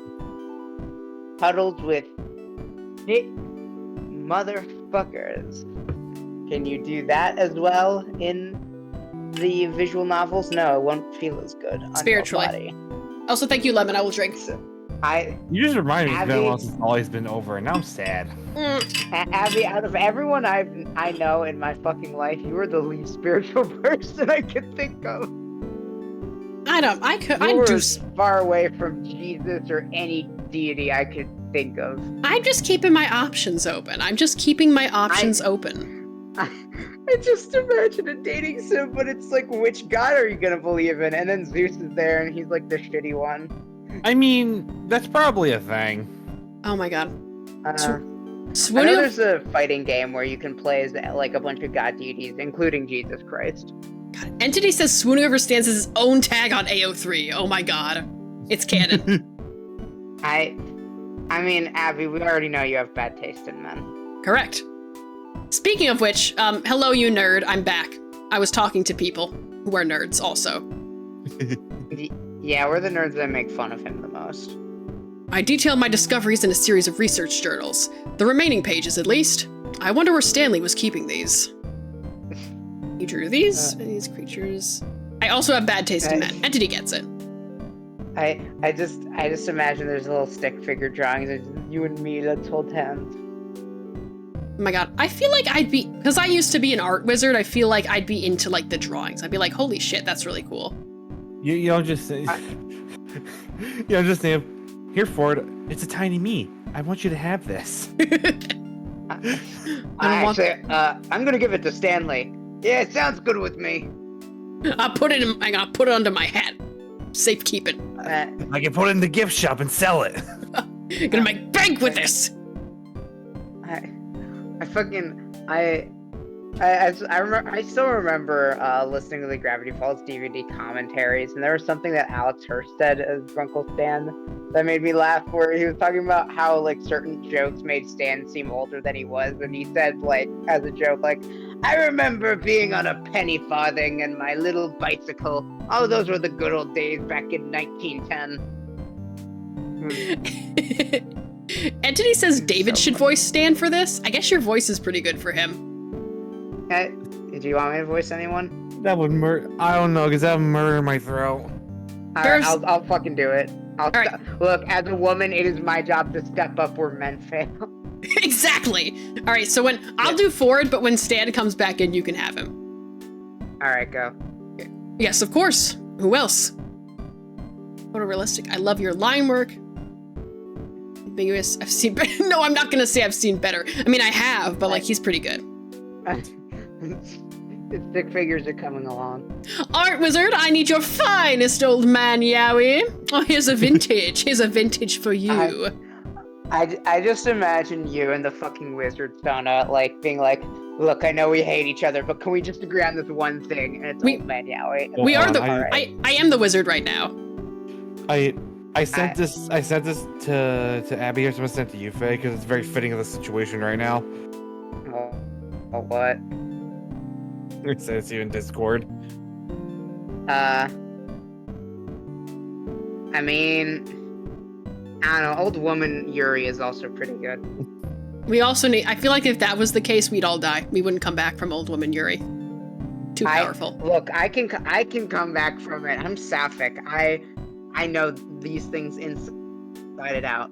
You can come back from it, and you can come. End of sentence. I mean, not that I'd want to, being, Demi and Ace Flux. Anyways, you gonna tell him you like his line work? I feel like I'm impressed by the ink washes, because I got Journal 3 from Barnes & Noble, and I really like that. I like his work. Mm-hmm. My work is far better, but I appreciate the compliment. Despite his understated words, Ford looks surprisingly pleased. It's just like, I saw you taking 2 cookies. I saw you taking them out of the jar. I detailed my discoveries in a series of Wait a minute. What happened? I swear he already said this. What happened? I guess, pick a different answer? I guess it's like we're going through the options? Okay. Okay, I'm just thinking of fucking Faye and Drew are just like hiding in the bushes somewhere trying to cheer Wizard Boy on. They're giving the thumbs up. Go white boy! Go white boy! Okay, you asked multiple things. He's not white, he's a void. I'm white boy! I'm underneath the void. I am white boy. You must have gotten up to some pretty crazy stuff back then. That's one way to put it. Only took 6 years for me to get in over my head. He takes a silent moment to look away from your gaze, seemingly in bittersweet remembrance. I'm just realizing. Looking away from me and David. Mm-hmm. I just realized I don't think they've shown his hand has the 6 fingers yet, so there hasn't been a chance to question it. I think I've seen one sprite with it. I guess we just haven't noticed yet. Probably. I love whenever you see the phrase averted his eyes away from your gaze. It's like, my brain goes to like he was looking at like me and David in the bushes. He's like, what the fuck? Who are these He two? saw you guys like disappear real quick, and it's like, wait, new creep. What was that? I mean, my son is the shapeshifter, so she could just become a bush and just like hide them. And Exactly. Drew has access a portal back to the dream world, so he can just pop back in there real quick. Yeah, I'll just become a squirrel, and then like he won't think anything. Ford would love to fucking study you both. Oh my god. I mean, he already studied a shapeshifter, but I guess I have ice powers as well. So. Speaking of Yeah, this, and there's also the fact that there's a whole fucking dream world. yeah. Well, he's probably I mean, privy he to already knows that. The Nightmare Realm. Yeah. It's the Nightmare Oh, yeah. Realm for Bill Cipher. So. Similar to that sort of thing. Also, speaking of Ferris, have you seen, there's a really good fan-made episode of Gravity Falls that, like, features the shapeshifter and other stuff, and I would love to watch it with you and David at some point. Yeah, the shapeshifter finds love. I remember that. Exactly. I would melt like warm butter in front of any emotionally stable adult, so Old Man Yowie and Old Lady Yuri both make me lose my mind. Look, both are hot for different reasons. Exactly. Were any of the creatures ever dangerous? Oh, extremely. Some were worse. Dangerously annoying. David! Hey. Wait, it's pointing to Ferris! Wait a minute. No, I think he's pointing to both of us. Excuse me. It's not Basi- the blame entirely on me. Look, I'm not the one who started the snatcher joke. alright? It's pointing to Faye, and it's also pointing to your chest. I shapeshift to have a hole in there. It's like, hey, now you're not pointing at me. Take that, dick nip. Take that, you stupid bitch. Dick nips? Dick nips! From the fan He dubs. doesn't see the Sonic 06 one. Oh, I didn't see that one. Oh, dangerously annoying. Though Ford seems to find his own comment amusing, he doesn't fail to notice your unease. I think one of my favorite like insults I've heard from something is from Team 4 Star's abridged version of the Dead Zone from Dragon Ball Z, where instead of calling someone dipshits, they call them ship Sippy. dips. One of my favorite insults that I cooked up, and I'm still waiting to use it on someone, but it's like I have to pay someone a compliment. I say, you know what, you always like to make sure everything's clean and tidy and like in its right place. You're kind of like if you put bleach and ammonia together. Exactly. I do have weapons in case things escalate, so there's no need to worry. You brought weapons! Not many. I have a stun gun, my fists, and my sharp wit. Oh, he's a dork too. And I have my naked chest. Underneath this sweater. No, that'd be more for Sand than Ford. Oh yeah, definitely. I feel I thought you said for stands, and I was like, wait, what? the stance. I feel safer already. Okay, you keep repeating your fucking dialogue for it. I guess I'll keep asking. Rocket silence. No, He said something. I'm gonna ask him everything. I want to know this man in and out. Oh yeah, I bet you do. Exactly. Ask him about these creatures. You shuffle through the pages, deciding which one to ask about. What do we want to learn about? What do we want to learn about it? The Oh, here- gnomes, the gnomes, I fucking love the gnomes. They're so fucking goofy. You mentioned Wait, slower. gnomes. Other places have rats, mice, or insects as house pests. We have gnomes. Picture your typical garden gnome, but more disturbing. I'd Pardon say me. more so because wasn't the whole point is that they were trying to marry Mabel in the first episode? Yes, Yeah, she's 12, and like they're like adult, so that's I'm- pretty bad. I'm gonna, my own headcanon for that to make it a little better is that they don't have really a human reference, so they thought she was an adult and they had no fucking clue. Yeah, it's like they're Yeah. extremely short, so they probably look at Mabel thinking she was already like an adult size. I don't care, man. I mean, they must have seen other humans and seen that they were taller. They could have inferred. I don't think they really are that smart. Yeah, the gnomes I'm don't. not. I don't know. What about like the younger voice, man? Like No, she has it's- a fucking baby voice. Like I said, I don't think they like know that much about humans. They probably think, oh well, that's just normal. I want a scene. If I keep imagining a scene where someone dresses that and it's like, hey, she's like Did you want to, like, she's not an adult, right? And they're like, what? Huh? She's not. Oh, fuck. Oh, no. What have we done? That would be a thing they would do. If I ever meet Alex Hirsch, I will ask him to voice that as Jeff the Gnome. Yeah, it was weird either way, yeah. But we can move past it now, because I'm in front of this man, and I'm going to seduce him. I will make old man Yowie happen, and I will become old. I'll make it happen my damn self if I have to. You didn't bring your magnet gun? I thought it would be prudent to leave its magnetic fields alone for a while, until I have the time to optimize it. You see, I was trying to widen the area of magnetic influence, but it's been a while since I last worked with the gun. I need to refamiliarize myself with its inner workings. My guess is I switched a wrong wire or two and instead narrowed the beam. If I had a nickel for every time child marriage was brought up in Gravity Falls, I'd have 2 nickels, which is not a lot, but it's weird that it happened twice. Wait, what happened? I forget. What happened again? I think it's the plot with Mabel and Gideon, where they were like, oh, we're gonna get married one day. Oh, right. Okay, that makes sense, because Gideon is a little fucking creep. Mm-hmm. Also, there's technically 2 cases of implied child marriage, possibly. It's a whole situation. Yeah, we don't talk about Shermie. We don't. I apparently, like, I've been reading up on that. Apparently, they just fucked up the timeline with Shermie. Apparently, they just fucked that whole up. And Also, I feel bad for Mabel and Dipper because of it's like that's probably not a marriage that's built to last for their parents. No. I'd like to see how it works sometimes. Really?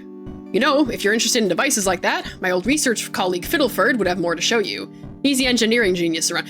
Secret third option in this game where you romance Fiddleford. Isn't Fiddleford Old Man McGucket? Yes. Yes. There is, like, in the journal, you could, it's a tiny little sliver implied bit of bisexuality between the 2 of them.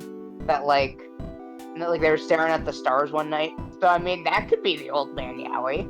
David. I'm surprised Disney is ever giving Gravity Falls a light idea again, especially with all, like, the implications of, like, bisexuality and all that, considering how very wishy-washy Disney is on to begin with. I know, and it's like all this shit with Bill and Ford, and like they had like the Owl House, so they were fine with lesbianism. I guess they're thinking like, oh, it's safer now or whatever, and then gave us the most toxic Yowie of all time. No, because everyone early hank-heading that Mabel and Dipper came from a broken home, and it hurts that it's canon now. It is. Yeah.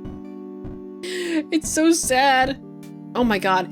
Do you want to know something about, Fiddleford and Ford and their overtones in, like, the Book of Bill and whatever, David? I'll wait until I get the book for myself and read it. Okay, you will see. There's a lot going on there. He's the engineering genius around here. More creatures. Mothman. Yes, that's how we'll get the Mothwing. Then why not use mothballs as repellent?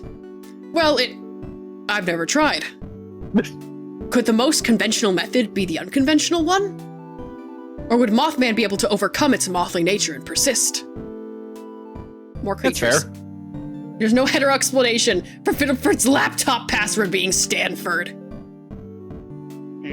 That was pretty cool. There's more going on there. Like I said, I'm not going to spoil it, but try to read the Book of Bill chat. It's so good. Let me catch sight of that pterodactyl. I doubt we'll spot it today, but perhaps we can go bird watching later if you're interested. Ooh, bird watching. Would it be more so dinosaur watching then? It's all the same thing, I'm sure. I say that and Ford's eye twitches. I mean, technically within Gravity Falls, since then, more stuff about dinosaurs came out, right? So technically those aren't even dinosaurs. Those could be those are technically Gravity Falls monsters. Yeah. Book of Bill and Journal 3, I'm struggling with cursive. I also got Journal 3 too. Ford, why do you have to write in cursive? Why, bro? Dude, I've been struggling at work because the new system we have for reading pickup and drive-up orders is so not dyslexic friendly. Oh no. Yeah. Also, Also, I remember in school, at least my school, they fucking like I think I didn't complete like the cursive handbook or something for my school. And so basically over the summer I had over the summer homework, which sucked. And I learned the cursive. And then when I got to middle school, I didn't fucking use it. Because guess what? Neither did I. Yeah, there's no point. It's just I don't even think they teach cursive anymore. Honestly, if you're going to teach cursive, simply teach them how to write their signature. That's it. You know what's very that's all I funny? need to do. You know what's extraordinarily funny? When I was learning cursive in elementary school, we got through all the lowercase letters, and then we were working through like the uppercase letters, and then halfway through we just stopped. And I don't even remember if there was a reason for it. We just stopped halfway through them. You want to know something? You don't even have to use cursive to make your signature. On your ID, what you write there is your signature. So I could just make my little DH logo my signature and just go with that. There's a joke in the Amazing World of Gumball where like Gumball hands in his report card that's signed, and the teacher thinks it's a fake signature at first, and then they call in his dad, and he's like, and the principal's like, it's outrageous. You need to sign this thing to have your kids do this detention program. And then he signs it, and then that's his actual signature, and it's like got flames and skulls and shit on it. Yep. That's cool. Like New Mexico and those buttfuck nowhere towns, they still teach cursive. I think it's useful only for like reading old shit, because like it's useful if you can read stuff like Ford's stupid handwriting. I cannot read cursive for the fucking life of me. I want to learn about leprechauns. Ford groans. You wait for further answer, but that's it. Okay. That's all I need to know. It's better than leprechauns. Exactly. There are floating eyeballs here. Hello? Sounds disconcerting, doesn't it? I once released them in my house by accident and found eyeballs in the most unsuspecting places for months. My guests chose not to comment on my choice of house decor. Okay. Probably worse roommates around there. Gravity Falls is home to giant vampire bats. Hello? Hello? Excuse me? Giant fruit bats. Oh, so I'm the fruit now. I see how it is. I mean, you're right, but still. I say, look how you're dressed. Okay, so I got art for my queer platonic partner recently. I was like, if you had a persona, what animal would they be? And they said bat. And so, yeah, their Sona, well, not Sona, but that art I got, that is a fruit bat technically, because Exactly. Yeah. I love that. They were among the first to teach me not judge a creature by its reputation. I only realized they were harmless once I'd been bitten by one. Oh no, that still sounds pretty bad. It actually healed quite fast. I attribute that to the health kick I was on soon after. For anything else? Gremloblin. You become a health vampire? You mentioned a Gremloblin. A rare specimen that I've since steered clear of when accompanied by others.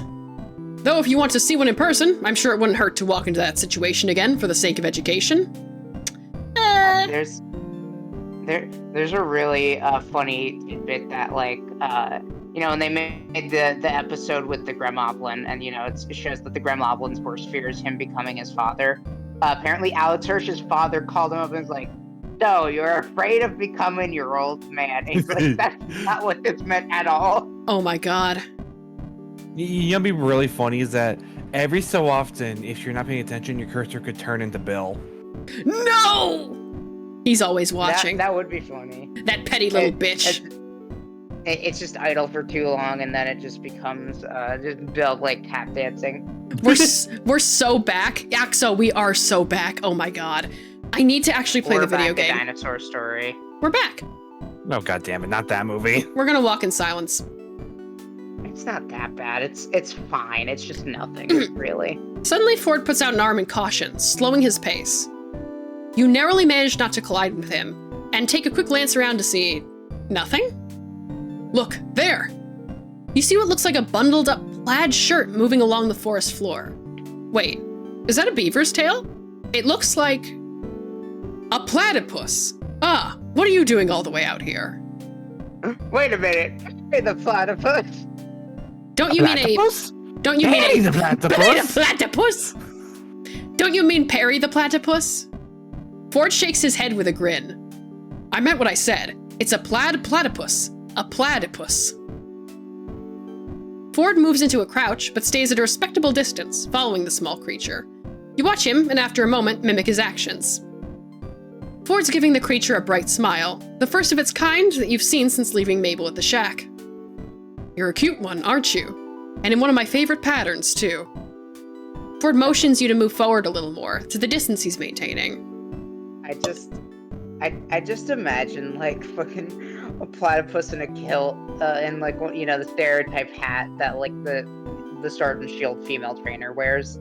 And, it's just like, what are you doing in my forest? That's Perry the Platypus's cousin. Yeah, he's... I could fucking kill Stanford, weak man. He is not weak in the slightest. This man survived in the worst environments for 30 years. Man, look, this man fucking fought aliens with his great nephew. He's a champion. He's insane. He's fucking insane. You would not stand a chance. Or hyper sane, depending on how you look at it. One way or the other. Oh, hey, you three are all here. Yes, Isaac, we are here. Yeah. If I were to rate the oddities that live in this forest on a scale of least to most annoying, these little guys would get immunity. They've done nothing wrong, and I appreciate them for it. Yeah, but he doesn't know how to talk to women. He's gay! What do you want from him? Yeah. Stanford would not be able to handle me. No way. Stanford couldn't handle me. I'm too much woman. Exactly. So two of you... I'm taken. Yes. But not me, baby. You're the movie Taken. He is. As the two of you Take you watching... to the psych ward. You'll be there with Bill. I don't know why. Like, you saying that, David, I just imagine you're like in a, you know, in one of those like I forget psych ward vest. I forget the name of it. Straight jacket? Straight jacket. Yeah, straight jacket. You're in a straight jacket and you're tied to a table, and Dolly is dressed like one of the nurses from Silent Hill. Honestly, she'd probably do that. She loves Dolly loves Silent Hill. Yeah, and you'd probably think it's hot. Also, I feel like Stanley is bi, but in a I don't give a fuck kind of way. I think he's bi in a way like he's never had to think about it before, but if you asked him, he's like, eh. Like, I saw a Tumblr post where he had the bi flag next to him, and they said the way... As long as they pay for dinner. Yeah, that way, literally, the one he was saying was like, $20 is $20. I fucking remember there was one post I saw where he asked, like, Mabel, what country is this? Stanley, it's obvious. Italy. As the two of you watch in quiet appreciation, the platypus ambles into the underbrush and vanishes from view. What a cute little guy. The two of you continue deeper into the forest. The foliage seems denser now, and you look through the treetops for a glimpse of the sun, which has by now dropped low in the sky. It had already been getting late when you left, but you hadn't thought Mothman would be this far out. I'll be right back. I'm gonna make something to eat. Okay. We are grunking off. Don't worry, honey. I'll grunk with you. I'll grunk with you, sweetie. Almost as though he'd read your mind, Ford answers for you. Mothman is rather reclusive, and as such lives deeper within the forest than bolder creatures like the gnomes. Ellipses. Are you alright? Huh? That is, are you tired at all? I should have asked sooner. Just been a long time since I've traveled with anyone new. Stanley, tends to speak his mind without my asking. Guess I'm a little worried about getting stuck out here at night. It's getting late. I know these woods like the back of my hand. We'll make it back. At least, I used to. It's been a while. Do you think Mothman would give sloppy? You fucking know he would. Look. I think Mothman's great. He's gotta have amazing lips. Ferris, you're cutting out a little bit.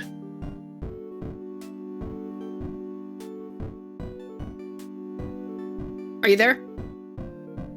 Yeah, I'm there. Don't worry. I ain't leaving you. You're not leaving me in these woods. Okay. You feel the opposite of reassured. In any case, we still have some time until sunset. Let's wait here in the meantime.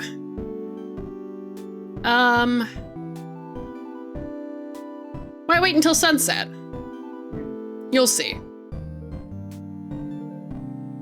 The moment the sun touches the horizon through the gaps in the treetops, Ford gestures for the two of you to continue. You hadn't noticed, but you've been resting within short distance of a small clearing that holds a cylindrical stone marker. The stone marker bears intricate swirls carved into its surface. Ford reaches into his coat and produces the packet of gum from earlier, opening it and dumping the pieces out onto his palm. Mothman got Ferris? I can't believe it. Look, it's okay. He took me away, but then after some beautiful romancing, he brought me back. We're getting married. Hell yeah! Am I invited to the wedding?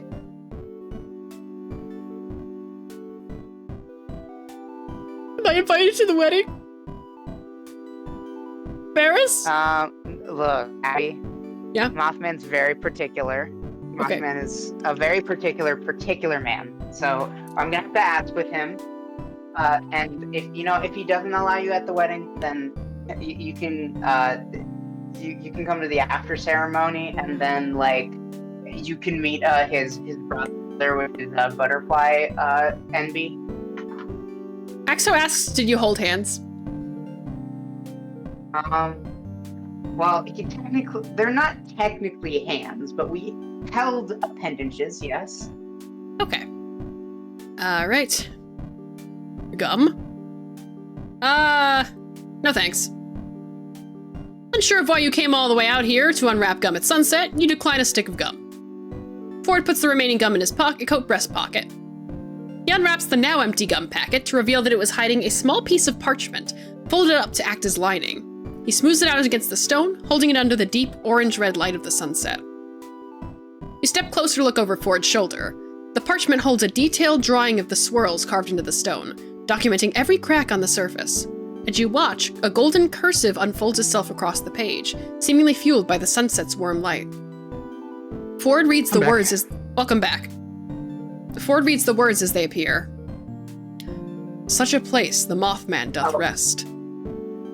But please... Oh, by the way, David, I'm getting married to Mothman. Yes. What? We're not invited to the wedding. What the fuck? No, I said we were maybe not invited. We're checking. Can't believe this. Such a place the Mothman doth rest, but please do not disturb his nest. If kindness be something thou bereft. Ford lifts the parchment a little higher to prevent his shadow from obscuring the rest of the line. Follow thy nature and turn left.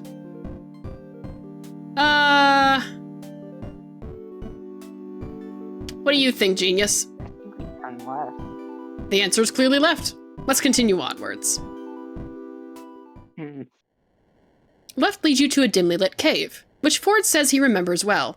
Except last time he was here, it was pitch black since he arrived in the middle of the night. From its depths you hear the faint sound of dripping water, echoing off the cave's shadow-shrouded walls. You slow as your eyes attempt to adjust to the low light. Ford pauses in front of you, reaching into his coat for something.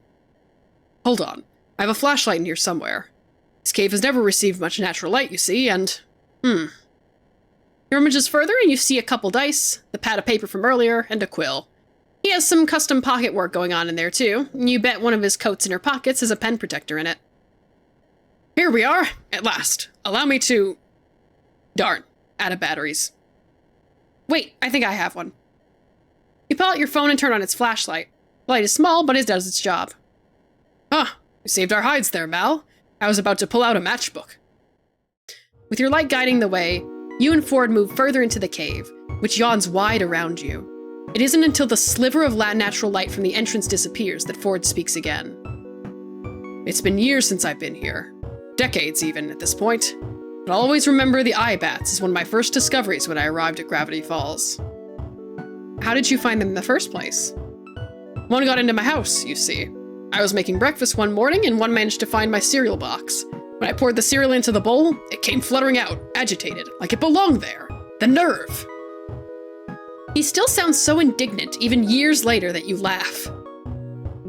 I wanted to contain it for further study, but unfortunately it managed to get away. As I thought about it afterwards, its pupil had constricted against the light, unfamiliar of the bright light in the kitchen. So either it's nocturnal, or... It lives in the deepest, darkest cave in Gravity Falls. I found them easily after that. Did you manage to catch one? Somewhat. I came running through this cave with a butterfly net and my wits. I brought a working flashlight that time. They all hid in dark corners. Once I turned the flashlight off, they flocked to me. I caught 18 of them that day, but it reminded me of the stealth uses of... The rapid sound of clicking claws against stone startles you, and a shiver running up your spine. The dark. Oh god, hang on. Hang on, Ford, I have to sneeze. No. The Mothman awakens and is like, who doth disturb me? Oh fuck, I ruined everything. Ugh. I'm trying to sleep with my wife. My beautiful fiance that I'm getting married to. Bless you. Thank you, Ren. I'm like, hey Mal, good to see you. Hi, Ferris. And also thank you, Ren. Thank you for the blessings. You turn off your light. Ford taps... Bless you. God damn it. No! Eternally. No! I'll never see the pearly gates. Ford taps your shoulder and just your nose won't. Oh yeah. Gestures for you to keep moving forward. Eventually the narrow passage widens into a large room. The darkness shrouds the source of the dripping water from view, but as your eyes adjust, you squint to see a strange, winged shadow. A shadow with eyes that glow red in the near darkness like rubies. Your breath catches in your throat as the realization comes over you. Ford is apparently fairly close to you in the room. You find when he speaks a few inches from your shoulder. You catch the shadow of his arm swing out in a wide arc, like he's introducing you to...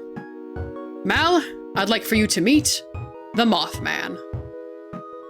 He whispers, but even in the dark you see him grinning excitedly at you.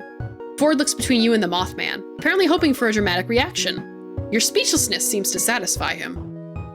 Don't worry, it hasn't noticed us yet. Now, listen.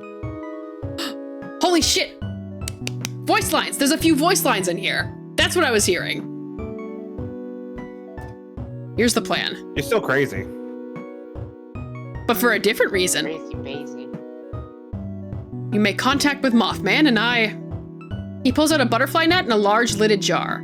Now where that one came from within his code of mysteries is lost to you. What? I do not remember... Entity, when I went to the page to download this game, they had an extra thing to download, which was like extra sound effects. And I put that file in, and I think that's where the sound effects come from. Very fucking cool. Oh yeah, off topic thing real quick. Did you guys see the video for the Nintendo Museum?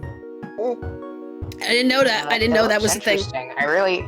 I like the Mario 1-1 thing. I think that exhibit's pretty cool. Oh yeah, the giant fucking controllers where you need two people to play it. What got me? You and Dolly would totally do that.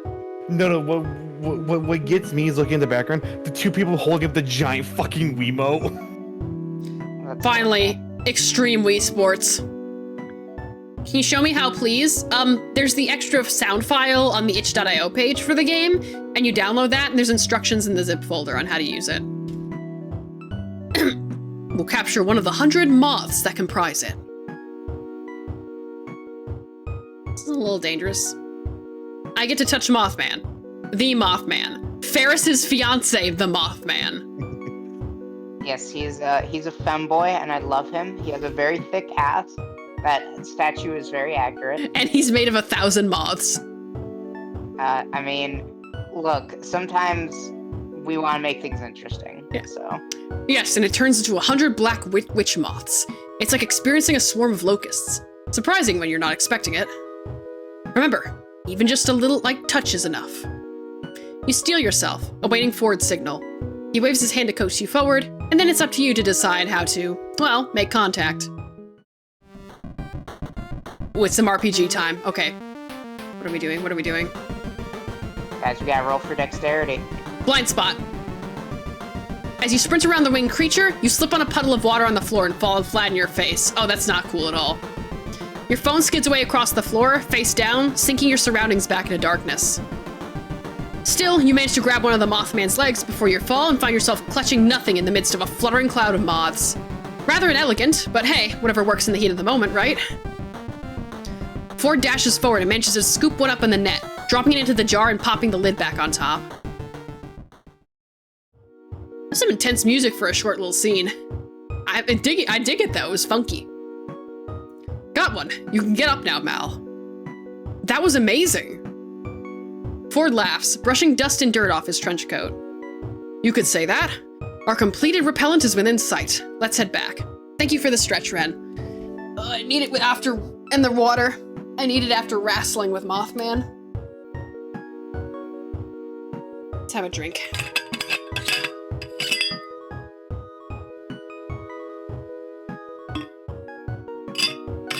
Problem is, I drank the alcohol so slowly, it never gives me anything, basically. Until later on when you're fucked up drunk. Oh my god. Good night, Abby. Good night, Ren. Good night, honey. I love you. Have a good night. Aw, you love your queer platonic partner. I do. I love my queer platonic partner so fucking much, chat. Damn. Hey, you know what? That's your Mothman. Mm-hmm. You know what? They literally are. The Sona I made for them is a moth, literally. Ford. Yeah. Ford turns to leave the cave. He looks calm and content. You, on the other hand, are buzzing with energy under an adrenaline rush. Should you go for a high five? Yes! Oh, look at the art! The custom art! I love that! He's so scrunkly. He's scrunkly, man! You raise your hand in a universally understood offer of a high five. Ford pauses, then grins, high-fiving you. Or rather, 6! Yeah, look at him! Oh my god, the nerd himself. When you and Ford finally reach the cave entrance, you find the forest that you'd left in the dying light is now awash with a silvery glow. A gap between the leaves overhead provides a view of the night sky, along with a long string of stars. Did Ferris say she was heading out, or did I miss something? No, she did not. Good night, Her Ferris. phone might have died. I was about to say her phone might have died. Good night if your phone died, Ferris. Thank you for stopping Your by. phone died. Night, Faye. If you want to come back, you gotta use your computer. A few more steps and the Milky Way comes into view, looking as if a tear across the fabric of the sky. She's probably going to hang out with Mothman. Yeah. Ford notices you looking. See something? The pterodactyl doesn't usually come out this late, but being a prehistoric creature, its behavior is rather unpredictable. Never seen the Milky Way in person before. I haven't seen the Milky Way in a while. I've had a couple chances this summer. It looks stunning over a calm ocean at night. It's incredible up here. You both stare at the sky in a comfortable silence for a few more moments. The quiet of the forest settles in, along with a distant sound of flowing water, and you find yourself surprisingly glad that Ford had accidentally pulled you here, if this is one of the moments you get to experience. Out of the corner of your eye, you swear you see Ford looking at you instead of up, but when you tilt your head back down, his attention is elsewhere. Chat! Oh my goodness! Eventually, the two of you come to a wordless mutual agreement to continue on, and you're walking again. You'll have to show me the other creatures that live here sometime. You're glad you said so when you look over and find that Ford looks pleasantly surprised to hear it. His chest puffs out with pride. Of course! Maybe we'll even get to spot the hide behind, or tag along with Dipper when he next visits the multi-bear. The what? Ford taps his temple, grinning. You'll have to wait until I show you to find out. Ooh, I love that sprite. That's a good fucking sprite, chat. I'm holding you to that. We have some time left before we get back, if you're up for another walk. You must make a face because Ford looks back to you and laughs. We're not far, I promise. I just thought I might answer a few of your questions, if you have any. I'll ask some questions, sure. You must stay in great shape if you do this all day. Great shape, huh? Huh. You know, actually, this sort of thing isn't part of my exercise regimen. Ford turns left at the stone marker, towards the sound of the river, and sure enough, after a while it comes into view. The moonlight illuminates the water as you walk along it. After following the river for quite a few minutes, the shoreline expands into a small round lake in the center of the clearing. Overhanging it is a large flat rock, the kind that could be used as a less than effective diving board in times of an emergency. The emergency being that one just had to jump into the lake. However, neither yourself nor Ford really look in the direction of the diving board. He leads you. Takes up so good. You got what? Our cheesesteak stuff's so good. Ooh. I get myself some food at some point, too. He leads you towards the edge of the lake, where a relatively flat boulder could substitute for a bench, and the two of you take a seat. Break the silence? Ask about his, family. So... Who's Seuss? Who's Seuss? That's the important thing. Lurk, continue my art. I'm cooking hard right now. Okay, Entity, I believe you. Thank you for the lurk. You have a good one. Hey, who is Seuss? Ah, the handyman, Seuss. He's, well, I'm still not sure what he does exactly, but Stan gave him the rights to conduct his business with the shack, so he spends his day giving out tours, selling merchandise, fooling the townsfolk, giving no refunds, the like. I may not have been around the original Mystery Shack very often while Stan was still running it, but I believe Seuss is doing the brand name good. What's Mabel like? In short, a force to be reckoned with. She radiates charm and positivity, and has depths of determination I can only guess at. Hey David, you know those old, Mabel's Guide to shorts? Little bit.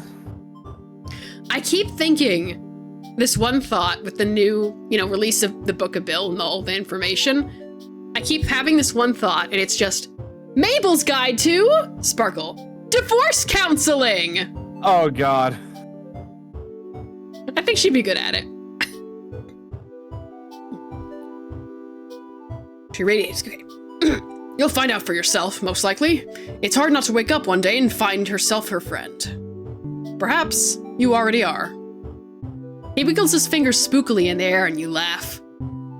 I don't doubt it. What's Dipper like? Dipper is very intelligent. In many ways, he reminds me of, well, myself.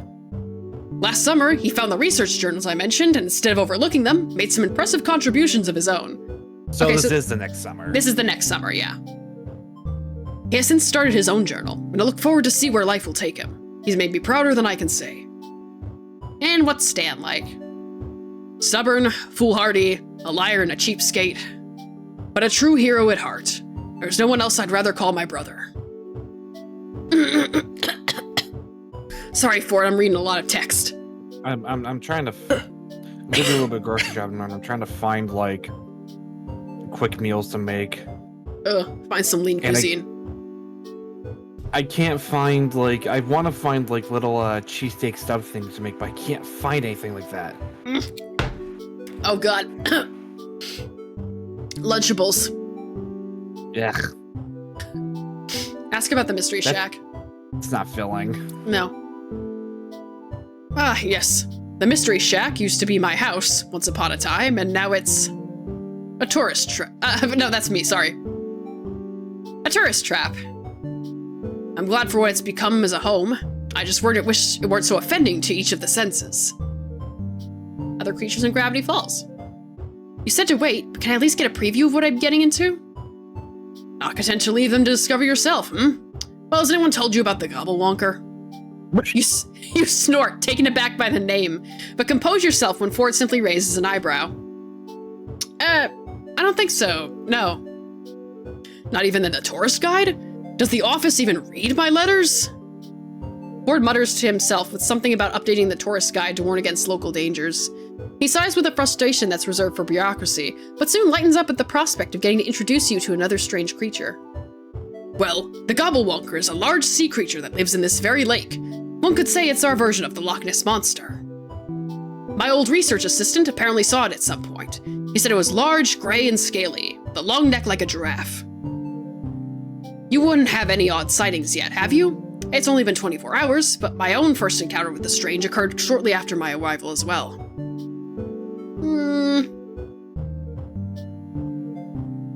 I don't think anything happened last night. No, you just you got settled in. Yeah. No, I don't know why not apart from today. Well, don't count on that being the norm, Mal. In fact, the norm is a laughable concept here. Ask about the stars. You ask Ford if he has a favorite constellation. His answer comes faster than you expected. Orion and Ursa Major, without a doubt. What about you? You want to... There actually is a part, David, where in one of the books where it does list Ford's favorite constellations. Oh? But there's 3 of them. There's 3 of them. And it just so happens that one of them is named William and looks exactly like a triangle with an eye and a bow tie. It's like, interesting, Ford, interesting. Summer Triangle, baby. This is actually a song that I listened to, David, so this is a fun coincidence. Technicalities. That's actually an asterism, a different type of celestial object. Ask about staying. Are you really okay with me staying here? Absolutely. I owe it to you, after all. You helping me today, however, was not part of the plan. You're making it rather hard to settle my debt. I think you did me a favor just by letting me come along today. The 2 of you share a smile. Ford looks out across the lake and thought, Mal, I have to admit, I didn't want to take you with me earlier today. I thought I'd be walking myself into an uncomfortable social situation. Oh, I've been there, buddy. So did you, to be honest. Game gets it. And you did well out there. Not many tourists could handle the kind of task we just completed. This had the potential to have gone disastrously. I mean, a butterfly net? Against Mothman? Easily a 3% success rate. Hey, then why'd you bring it? Hey, Ford, why'd you bring it then? Didn't have any options, really. Then make better options. Sometimes the more Ford speaks, the less reassured you feel until all that's left is a distant unease. You smile and nod anyway. The 2 of you sit in another moment of quiet, night air pleasantly chill around you, until Ford again breaks it. We should head back. The only option for Philly steaks at Target, only Hot Pockets. I don't like the breading on Hot Pockets. Hot Pockets. We should head back now. I'm sure Mabel will want to hear we've been successful. You stand and give Ford a hand up from the makeshift bench. Ford takes the lead again, and soon you're no longer able to catch sight of the lake when you glance back. Ford gradually adjusts his pace to yours, walking side by side with you in companionable science all the way back to the shack. Almost there. You recognize, from the incredibly flashy signs touting phrases like Mystery Shack this way and Sasquatch to your left, that you are extremely close to arriving back at the shack. As you and Ford leave the tree line, you see the bright light shining on the porch. You make out the faint outline of the kids' shadows as they run through the house and emerge in the attic window, and Mabel pushes it open, leaning out. Grunkle Ford! Finally! You guys took so long, I had time to cover waddles and macaroni! But why would you do that? I have my reasons! Did you get the thing? Yes, and I'm coming inside so we can stop shouting. Mal, come along. We got a pig to save. It's generally against my principles to save any pigs, but if it's the animal kind, then absolutely. Ford strides into the shack, a man on a mission. You grin and follow, but not before taking one last look at the night sky. Yeah, maybe your stay won't be too bad after all. game just ends there. Yeah, that's it. Good night, everybody.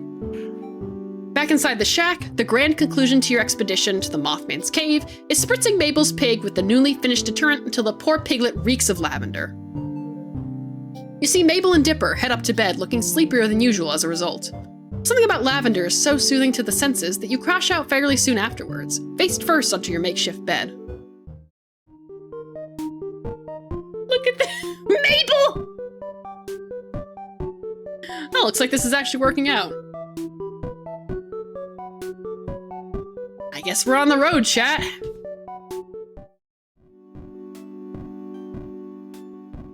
You wake up to a loud crash downstairs. Not entirely uncommon in this house, you're quickly finding out, but still disconcerting. Let me save. I might end sooner than later, just because my throat is starting to get sore. That's fair. More clatters and thumps lead you to the kitchen, where Mabel teeters on a short stepladder in front of the pantry. Staying on her tiptoes, she reaches as high as she can for a small yellow box on the top shelf. Pancake mix. Without a word, you go to her side and pluck the box from the shelf for her, placing it into her outstretched hand. Oh, Mel! Thank you! Grunkle Stan put on the top shelf for some reason, but need some Mabel cakes! It's a breakfast emergency! She waggles her free fingers in your face, and you can't help but laugh. You can tell the house becomes more alive when this kid's around. Want to help me make them? We only need chocolate milk, coffee, pink food coloring, and pot of gold O's to make this breakfast dream back. Mabel, I'm about to lose it. I'm sorry about this. Coffee and okay. And pink food coloring. To make this breakfast dream a breakfast reality. As delicious as that sounds, you're inclined to ask where the coffee comes into the mix when you realize the house is suspiciously quiet. Mabel, where is everybody?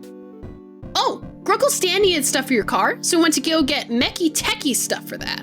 I think Grunkle Ford's somewhere. He heard the abominable bro man was trying to steal soda from campers, so he went to help them out. Now that's a name for a monster. Yep, that's where he went. Totally knew that. So they left you guys to make breakfast on your own? You don't know the family well enough yet to know this is commonplace, so the idea of leaving two teenagers alone to fend for themselves seems fine. If one of those teenagers wasn't Mabel, anyway. You still don't know how coffee fits into her Mabel cakes, but now you don't really want to know. Dipper attempts to hide the pancake mix from Mabel while she's grabbing the chocolate milk from the fridge. Apparently, he doesn't want to find out either. Mabel, while your Mabel cakes sound absolutely divine, why don't we... Quick, think of something you don't hurt her feelings. Let's go out for breakfast. Let's go to IHOP. Is there somewhere we can go out to get breakfast? We should really save the Mabel cakes till your great uncles get back. I know they wouldn't want to miss them. But I want to perfect my recipe. I have to get better at cooking and baking and stuff so I can survive out there in the world. What if in high school I have to bake stuff and people are better than me? Oh dear. Oh, if that ain't a mood. Mabel looks very agitated, tugging at her hair with both hands. If I can't make the perfect Mabel cakes, I can never be on Bad Dreams Dining. I gotta impress Gerald Rambone, Mal. It's my destiny. Gerald Rambone. Actually, now I'm thinking about did you see that Ramsey after he was in like a bad bike crash? Who was in a bad bike crash? It was like a month or two ago. Apparently, if Gordon Ramsay, if he didn't wear a helmet while on a biking trip, he wouldn't be with us anymore. Oh my fucking god! Glad he was. No, he posted a TikTok talking about it, and he was like visibly shaken. He lifts his shirt up to his side, and like his whole like left side is bruised. Jesus, I'm glad he was wearing a helmet. And yet there's still fuckos in the comments saying, you don't need to wear a helmet. It wasn't the helmet that saved you. Like, yes, it fucking was. Yes, it was. He showed a picture of the helmet. It was fucking destroyed. God. Dipper, can you cook? Maybe Dipper can help you make something different? We should save the Mabel cakes for another day. A more special day. But Mabel, still standing on the stepladder, reaches up and squishes your cheeks together, her wide eyes staring into your soul. Every day's a special day with Mabel cakes! If anyone draws fan art of me in this getup in any part of this game, then I will love you forever. You glance at Dipper, making a please help me and I'll buy you breakfast face. You hope he understands. Yeah, Mabel, I know you want to cook more since you're becoming an adult. Sure, but don't you think Grunkle Stan and Great Uncle Ford should be here to try them too? And not just me. Again. Oh dear. Mabel hops off the stepladder and ponders her brother's questions, lips pursed. I love that Mabel's sweater in this game is the Cupid arrows. Very fitting. Yeah. Eventually she nods. Like, she has a fuckload of sweaters. She has a bunch of fucking sweaters. Also, this is summer. How is she not burning up in that? She's built different. Eventually she nods, beaming at you both. You're right, Dipper. I can't deny them that experience. Give Dipper a thankful smile over Mabel's head as she puts the ingredients back in the refrigerator. He grins back at you, rubbing the back of his neck. You wonder if he got that from one of his grunkles. That's clever, now that you think about it. Great plus uncle to make grunkle. Saves time on syllables. We should go to Greasy's. They have some of the best pancakes there, with like 3 different kinds of syrup if you ask Lazy Susan nicely. Yeah, it's not super far. Let's go. The kids are about to head out of the kitchen when you realize something. Wait, aren't you going to leave a note for your grunkles about where you're going? Oh, right, good call. Dipper scribbles out a note for Stan and Ford and sticks it on the front door of the shack with one of Mabel's stickers.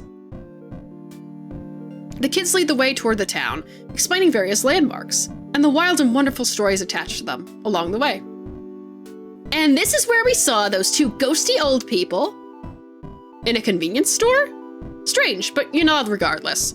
Maybe she just meant that one where like Mabel got fucking like high on like little fun stick dippers. Oh yeah, fun dip, baby, let's go.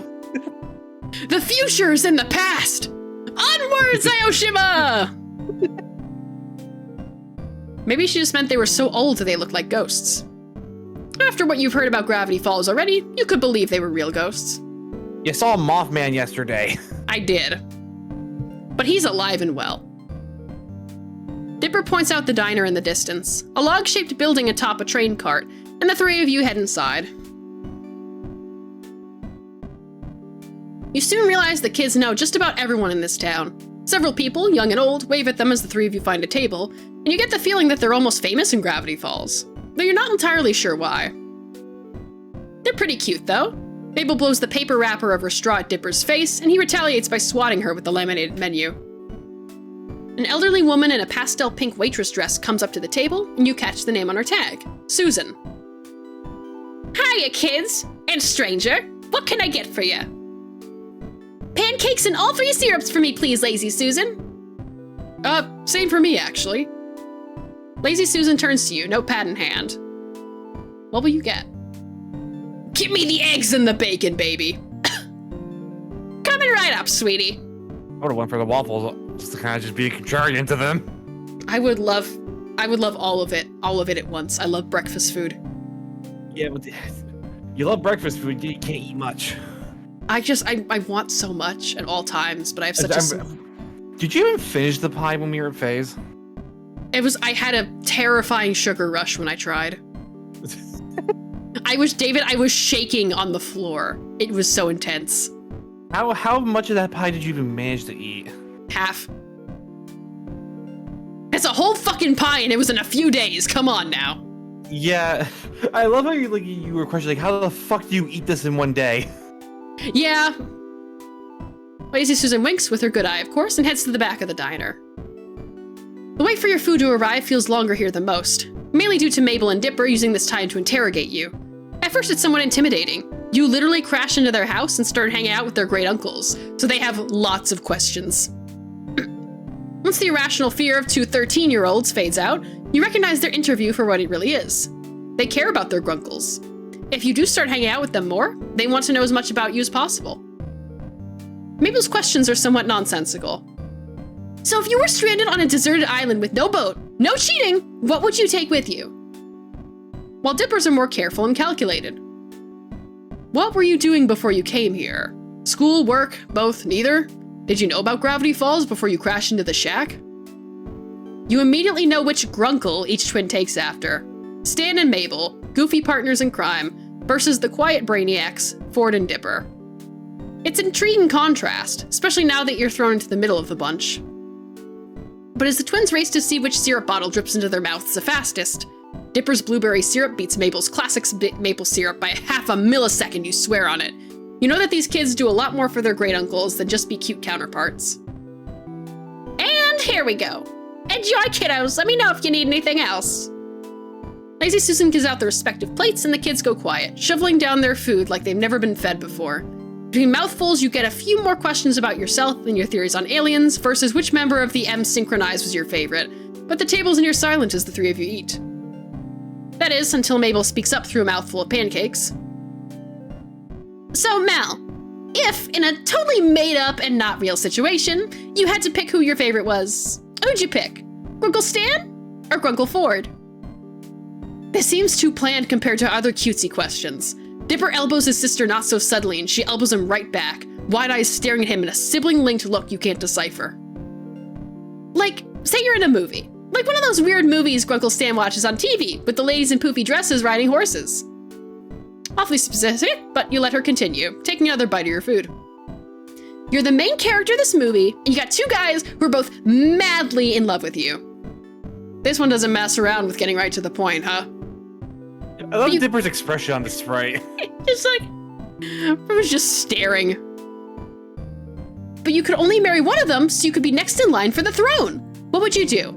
If Grunkle Stan and Grunkle 4 were your choices, who would you go with? Mabel, that's kind of weird, isn't it? Like, really weird. And kind of gross. Come on, Dipper! This is important information that's vital to my research. What research? None of your business. Yet. But I'm still gathering other research. Mabel leans towards Dipper's ear to whisper, waggling her brow at you before she replies. And not a whisper, but quite the opposite. Research into how you're a huge nerd!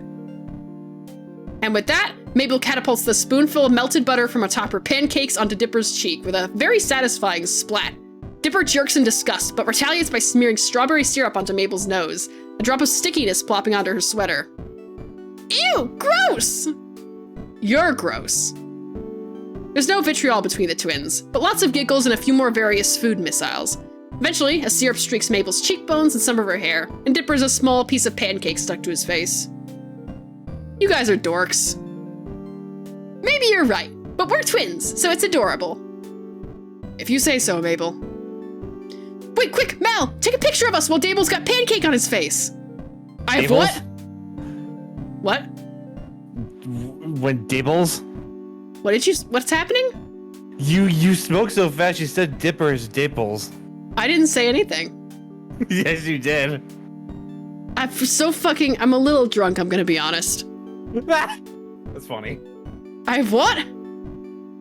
He swipes quickly at his face and after several passes gets it off. Aw, I was trying to get more candid pictures of us. Mabel, you have syrup. What? Did you finish that soju? What? No, I only finished one glass. How many glasses that do you have? Just the one, literally just the one. Okay, I was about to say, then you finished the soju.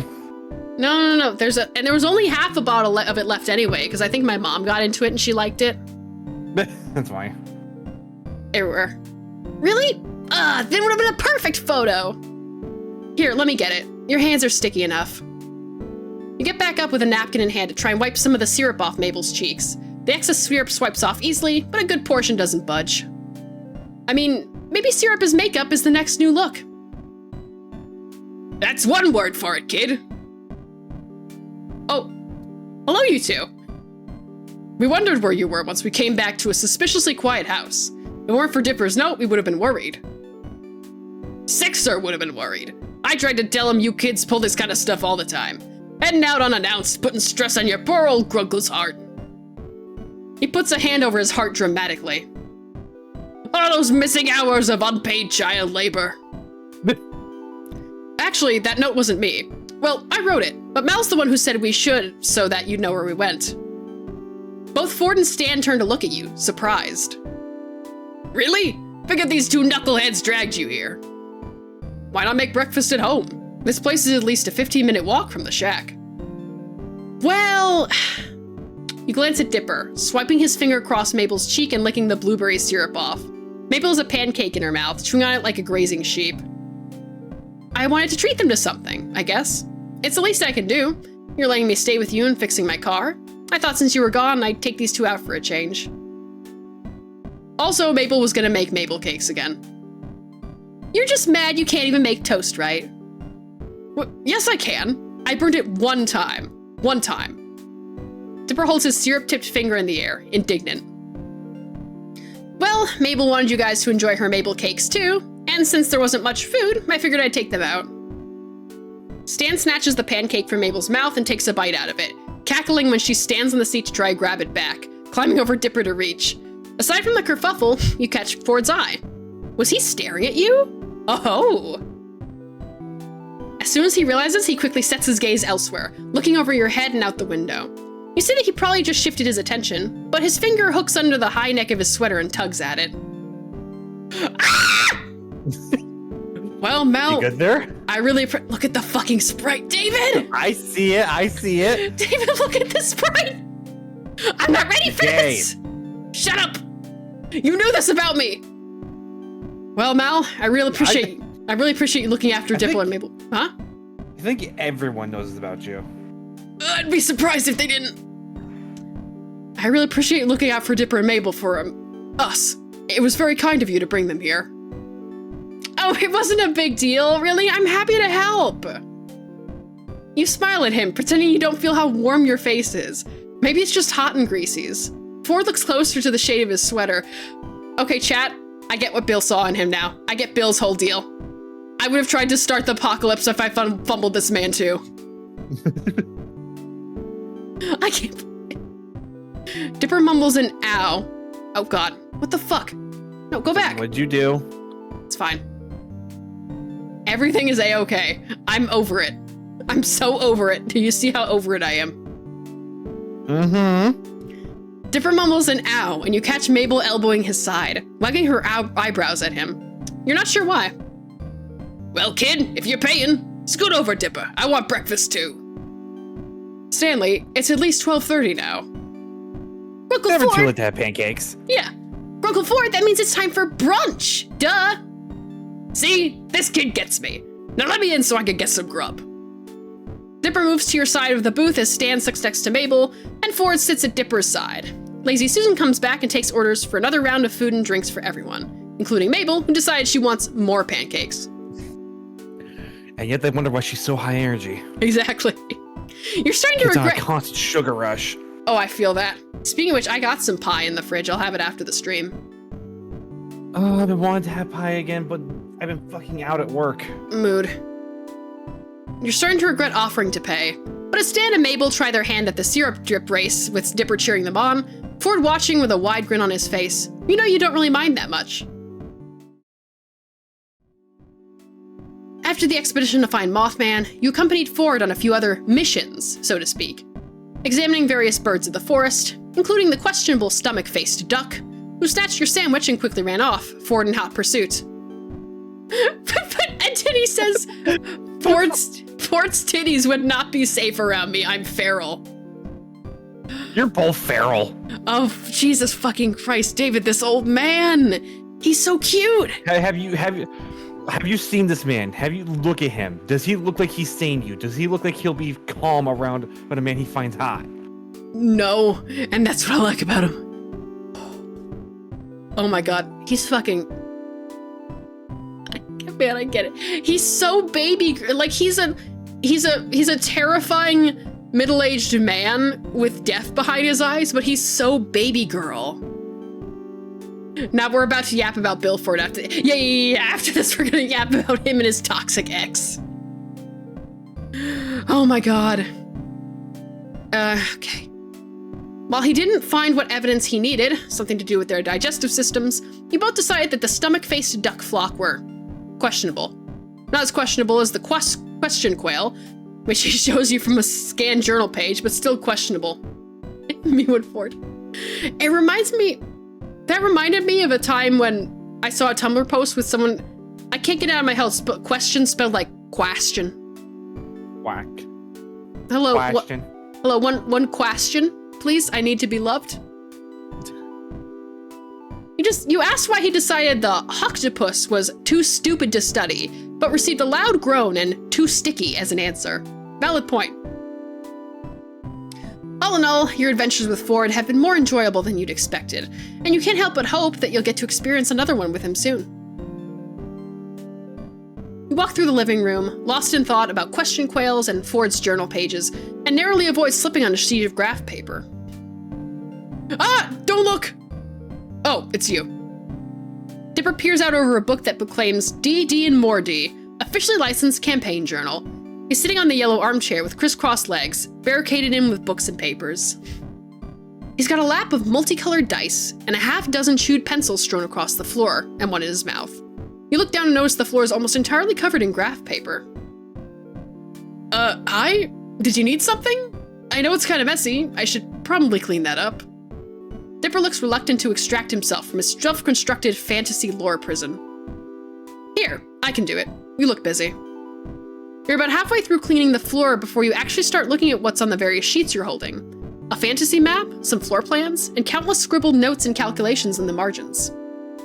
What are these for? Planning something? Dipper's re-immersed in his planning. He startles a little when you ask. Oh, right. No big deal. It's just for this great pen and paper role-playing game called Dungeons, Dungeons, and More Dungeons. DD and MD for short. It's all about fantasy worlds and statistics and swords and, well, it's kind of difficult to explain, but it's super fun. I'm playing it with Grunkle Ford today, so I'm just putting down the final touches on my dungeon. He's gonna be so stumped. Stumped, you say? Ford comes into the room at that precise moment, drying his hands on his trench coat. Perfect timing, Dipper. I just managed to get the paint off my hands. Paint from what? Oh, one of the gnomes came by and decided he'd graffiti the side of the house. Something about his rapper persona. Yeesh. Yes, I don't think J. Gnomesy is going anywhere in the music business. In any event, I see you've been hard at work. Are you ready for our game? Yes, and oh, Mal, I can take those now. Thanks for the help. Ford looks like he just noticed you standing there for the first time since he entered the room. Mal, glad to see you weren't too shaken up by our adventure yesterday. You grin and hand Dipper the tall stack of papers, catching a glimpse of the stats for a knock-knock skull. Well, I made it back in one piece, right? That's the spirit. Though 90% of a piece would have been good too. You know, you never realize how little a difference 10% makes until you lose it. I got a suspicion Bill's gonna show up at some point. Oh my god. I want them to update this game. I want them to release an update to this game where they put in like hints, like in hints about him being Ford's toxic ex and that being part of the plot. I'd live for that fucking drama, David, I swear. You live for all the drama. Exactly. I live and breathe it.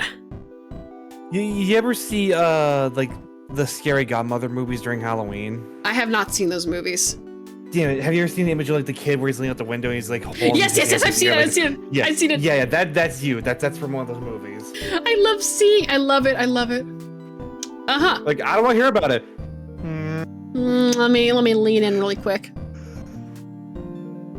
So, how was the Mothman? Shake it up. All in the name of research, though. I've seen it lose a few moths and come back the next week good as new. A process akin to cycling out dead cells. I would say we just expedited that process. No moral issues there. Well, Mel, the game calls and I must answer. Stanley's about if you're looking for him. Oh, well.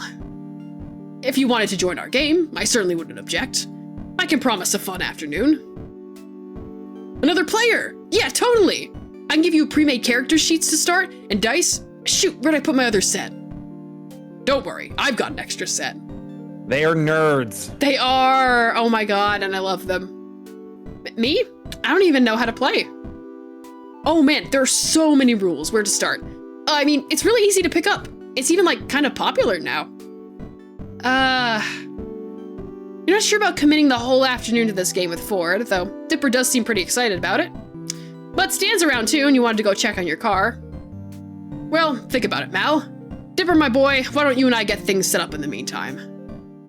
Ford and Dipper launch into fantasy lore talk as they prop up a corkboard against the yellow armchair, pin up various maps and floor plans with important landmarks, and upend their pouches of dice onto the carpet. Oh god. Chat, I might... You're going for Ford, remember. I am. I might call it here, chat. I think I need to rest my throat a bit. Let me save. Okay. Alright.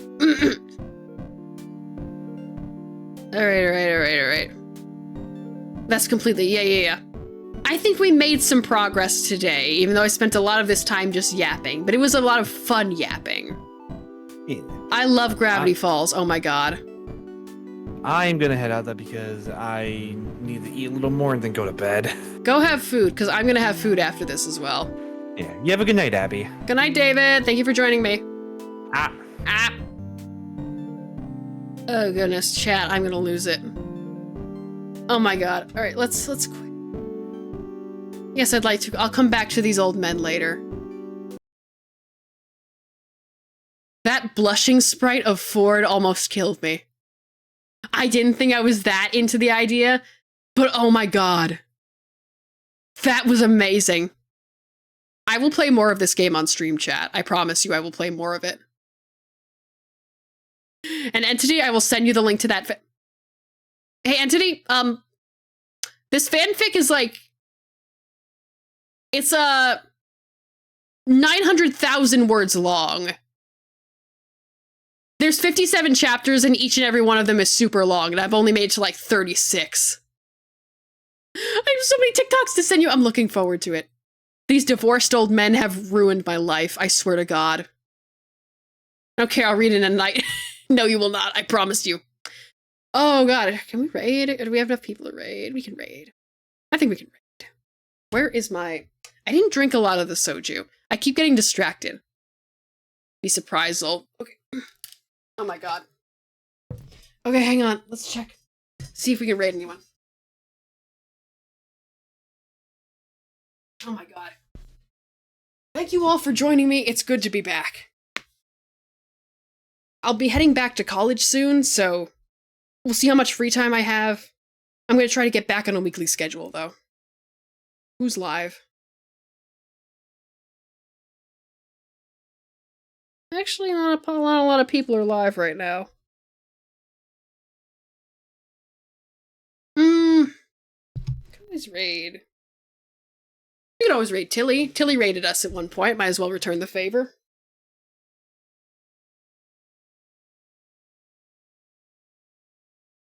My fucking throat. I'm not used to reading for this long. Let's give her a raid. Send you guys over to Tilly. Tilly is playing, Crisis Core Final Fantasy VII Reunion. I don't know what that means. We're gonna say hi.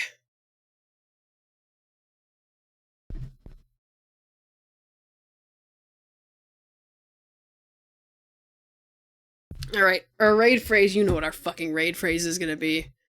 You know what our raid phrase is gonna fucking be. Old man! Hang on. Yowie! Copy and paste that, chat. We're heading on over. It's not toxic right now, because it's just me. It's just me. And I will not be toxic. I will take good care of Ford.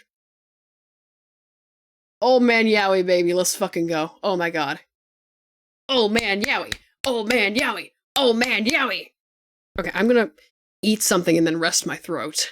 My throat. Oh, I rolled my R that time. Alright, thank you all for being here. I will be back at some point with something else. But I need a little bit to work on my commissions and draw personal art for a bit. I'll see you guys around. Oh, have a good night, everyone. Kiss an old man right on the lips for me. Do it for me, chat, okay? Good night.